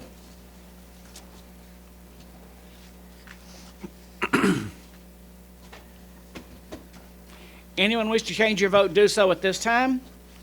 Record the vote, please. 22 yes, 0 no. Resolution passes. Resolution 23-20-7. Resolution appropriating and amending the 2019-20 Parks and Recreation Capital Improvement Plan by $195,000, revenues to come from privilege tax. Commissioner Webb? Move for approval. Commissioner Jones the second, I believe. And Budget Committee, 5-4-0 against. explanation, please. The bids came in for the indoor sports complex gymnasium a little bit over budget, and so this is moving money from the privilege tax in to pay for this renovation. Parks and Recreation Director is here if anyone has any questions. Are there any questions? Seeing none, I assume you're ready to vote. All in favor, press your yes button. Opposed, your no.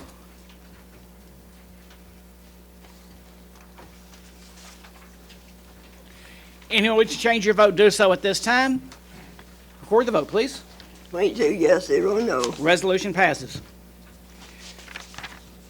Resolution 3-20-8, resolution appropriating and amending the 2019-20 capital projects budget by $70,000, revenues to come from unappropriated solid waste sanitation fund balance. Commissioner Webb? Move for approval. Second.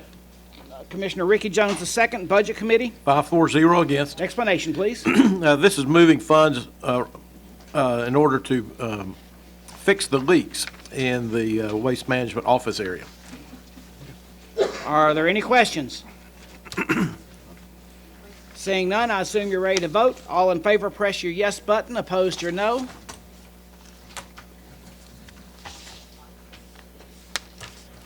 Anyone wish to change your vote, do so at this time. Record the vote, Ms. Anderson. 22 yes, 0 no. Resolution passes. Resolution 3-20-9, resolution appropriating and amending the 2019-20 excess risk insurance in various funds, revenues to come from insurance recoveries. Commissioner Webb? Move for approval. Second. Commissioner Smith, the second. Budget Committee? 5-4-0 against. I will point out that there is a typo in the expenditures in one of the numbers. That will be corrected. It does not require an amendment. So are there any questions on this resolution? Seeing none, I assume you're ready to vote. If you're in favor, press your yes button. Opposed, your no.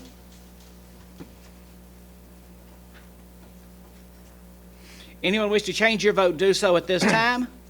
Record the vote, please. 22 yes, 0 no. Resolution passes.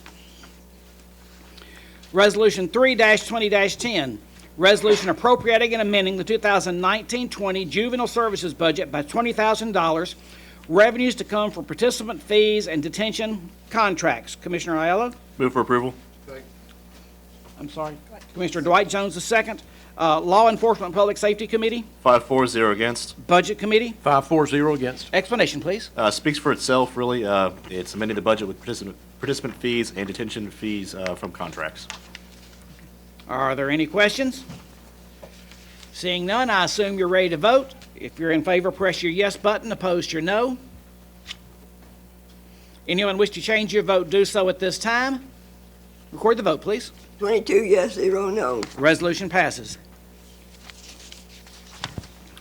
Resolution 3-20-11, resolution authorizing the Williamson County Mayor to execute a grant agreement with the State of Tennessee Department of Military and the Tennessee Emergency Management Agency and appropriating and amending the Office of Public Safety 2019-20 budget by $45,547, revenues to come from Homeland Security grants. Commissioner Aiello? Move for approval. Second. Commissioner Osbrooks, the second. Law Enforcement and Public Safety Committee? 5-4-0 against. Budget Committee? 5-4-0 against. Explanation, please. This is authorizing the receipt of grant money to conduct Homeland Security training exercise and to purchase equipment. Are there any questions?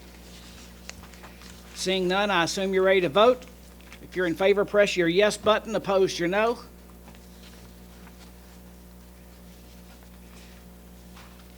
Anyone wish to change your vote, do so at this time. Record the vote, please. 22 yes, 0 no. Resolution passes. Resolution 3-20-12, resolution appropriating and amending the 2019-20 library budget by $58,991.07, revenues to come from donations, contributions, and fines. Commissioner Webb? Move for approval. Commissioner Jones, the second.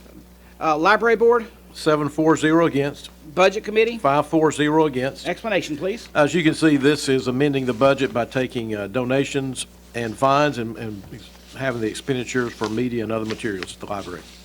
Are there any questions? Seeing none, I assume you're ready to vote. If you're in favor, press your yes button. Opposed, your no.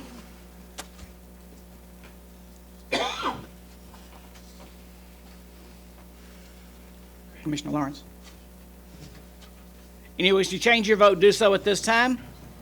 Record the vote, please. 22 yes, 0 no. Resolution passes. Resolution 3-20-13, resolution authorizing the Williamson County Mayor to execute a grant agreement with the State of Tennessee Department of State Division of Elections and appropriating and amending the 2019-2020 general fund budget by $1,837.02, revenues to come from grant funds. Commissioner Webb? Move for approval. Commissioner Dwight Jones, the second. Budget Committee? 5-4-0 against. Explanation, please. As you can see, this is a grant to allow the election office to purchase a computer, printer, and software to maintain compliance with the Help America Vote Act of 2002. Are there any questions? Seeing none, I assume you're ready to vote. If you're in favor, press your yes button. Opposed, your no.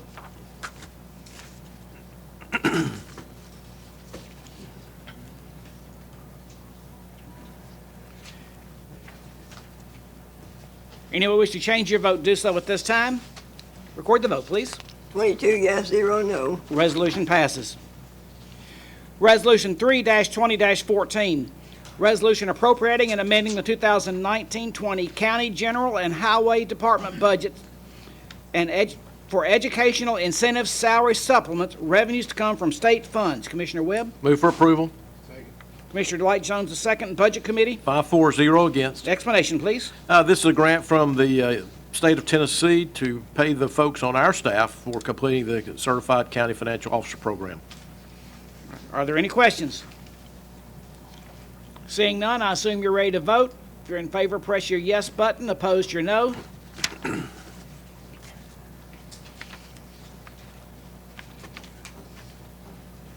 Commissioner Lathers? Anyone wishing to change your vote, do so at this time. Record the vote, please. 22 yes, 0 no. Resolution passes. Resolution 3-20-15, resolution appropriating and amending the 2019-20 county clerk's budget by $7,500, revenues to come from reserve account. Commissioner Webb? Move for approval. Commissioner Dwight Jones, the second. Budget Committee? 5-4-0 against. Explanation, please. You can see it's moving $7,500 from the revenue reserve to purchase office equipment, including a renewal kiosk. Are there any questions? I believe they're going to try to put a kiosk here in the administrative complex. So are there any questions? Assume you're ready to vote. If you're in favor, press your yes button. Opposed, your no.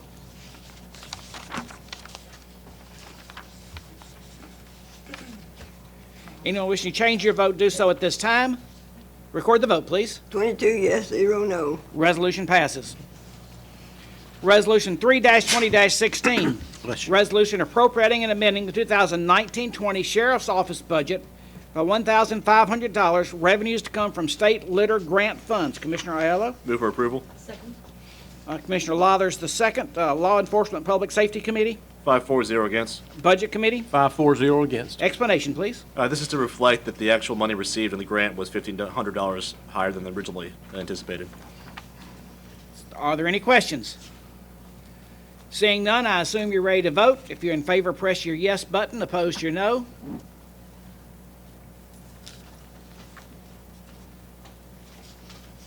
Anyone wishing to change your vote, do so at this time. Record the vote, Ms. Anderson. 22 yes, 0 no. Resolution passes. Resolution 3-20-24, resolution authorizing the Williamson County Mayor to execute an amendment with the State of Tennessee Department of Transportation for state project number 94LPLM-4F1-106. Commissioner Webb. Thank you. Commissioner Dwight Jones, the second. Highway Commission was 5-4-0 against as amended. Property Committee. 7 yes, 0 no. Budget Committee. 5-4-0 against as amended. Or would you like to present the amendment? I think the amendment was included in the packet or on the desk tonight. The amendment to Resolution 3-20-24 is as follows. Be it further resolved that the Board of County Commissioners approves and amends the Capital Improvements Fund as follows. The revenue to come from federal through state funding of $2 million with expenditure due to contracts with government agencies, like amount $2 million. Are there any questions? Second, I'm sorry. Thank you, Commissioner Smith, the second. Is there any questions on the amendment? It's getting late. So. Seeing none, I assume you're ready to vote on the resolution, amending the resolution. If you're in favor, press your yes button. Opposed, your no. Slow down, take a breath. Anyone wishing to change your vote, do so at this time. Record the vote, please. 22 yes, 0 no. The amendment passes. Now we're back to the resolution as amended. Any questions on the resolution as amended? Seeing none, I assume you're ready to vote. If you're in favor, press your yes button. Opposed, your no.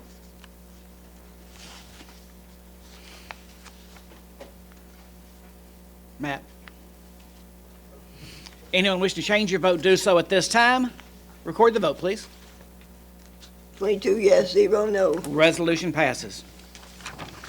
Resolution 3-20-18, resolution authorizing the Williamson County Mayor to enter into a lease agreement with the TNHD Partners, LLC, DBA Harley Davidson of Cool Springs for motorcycles. Commissioner Aiello? Move for approval. Second.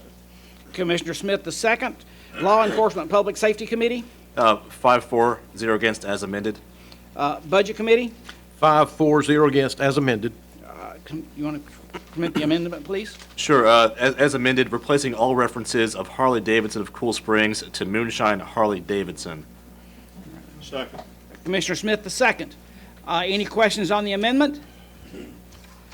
Seeing none, I assume you're ready to vote. If you're in favor of the amendment, press your yes button. Opposed, your no.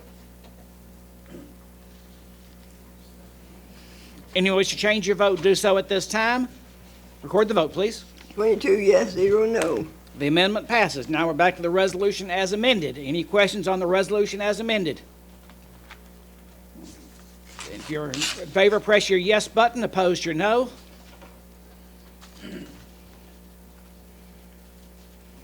Anyone wish to change your vote, do so at this time. Record the vote, Ms. Anderson. 22 yes, 0 no. Resolution passes. Resolution 3-20-19, resolution permitting the location of Blue Star Memorial Marker at the Williamson County Administrative Complex to honor the men and women that have served in united in the nation's armed forces. Commissioner Story. A motion to approve. Commissioner Dwight Jones, the second. Property Committee. 7 yes, 0 no. Budget Committee. 5-4-0 against. Explanation, please. Yeah, this is to place a Blue Star Memorial marker in front of the administrative complex, and so motion to approve. Are there any questions? Seeing none, I assume you're ready to vote. If you're in favor, press your yes button. Opposed, your no.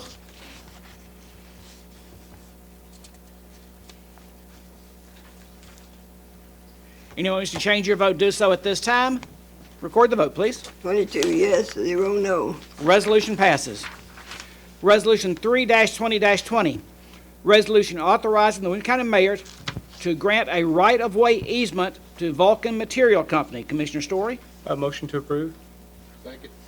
Commissioner Dwight Jones, the second. Highway Commission was 5-4-0 against. Property Committee. 7 yes, 0 no. Budget Committee. 5-4-0 against. Explanation, please. Yeah, this is shared property, and so basically providing access to the property through a easement for access.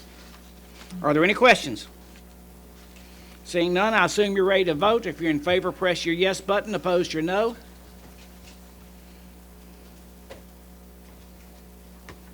Anyone wishing to change your vote, do so at this time.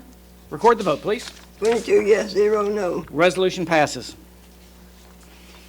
Resolution 3-20-21, resolution authorizing the Williamson County Mayor to execute an interlocal agreement with the Williamson County Hospital District, DBA Williamson Medical Center, and the City of Spring Hill for emergency ambulance services. Commissioner Lothers?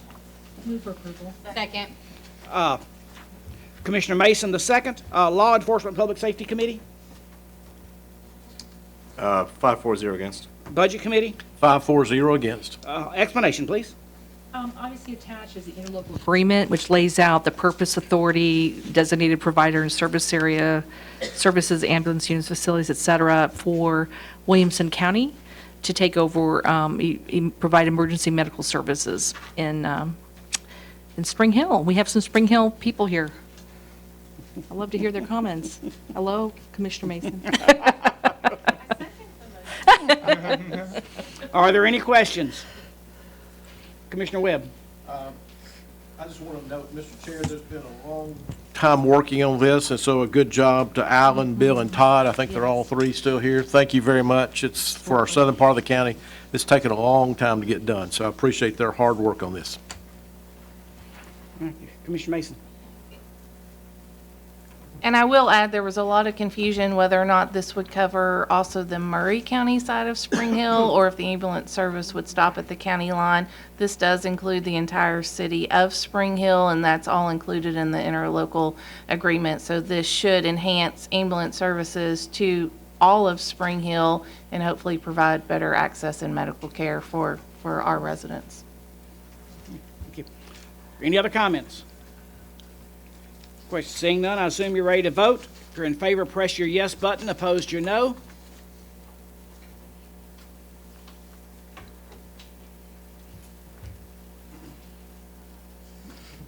Anyone wish to change your vote, do so at this time. Record the vote, Ms. Anderson. 22 yes, 0 no. Resolution passes. Resolution 3-20-23. Resolution accepting military leave policies that incorporate the special military leave policy adopted in 2002 and separately addressing leave for military reservists. Commissioner Ayala. Move for approval. Second. Commissioner Smith, the second. Law Enforcement Public Safety Committee. 5-4-0 against. Human Resources Committee. 5-4-0 against. Budget Committee. 4-4-0 against. Explanation, please. This is a resolution that reconciles two separate policies, the first being one that was a special military leave policy enacted after September 11th that provides for special military leave for up to 6 months, during which time a county employee could receive certain benefits. This is to include that provision and updating it in the personal policy manual for the military leave policy to provide greater clarity and consistency between the two policy statements. Thank you. We also have Mike here from Human Resources if we have any questions. Appreciate you staying so long. Oh, my goodness. Seeing none, I assume you're ready to vote. If you're in favor, press your yes button. Opposed, your no.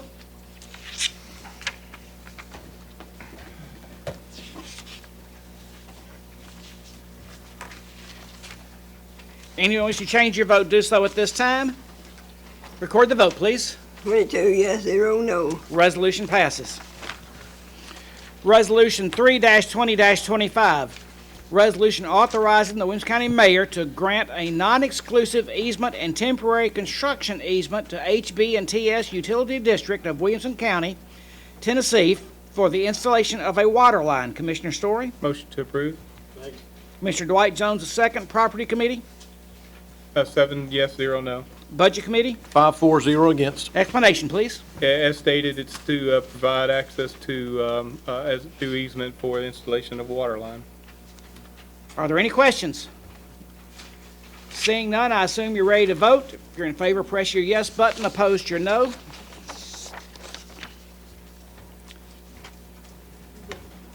Commissioner Mason?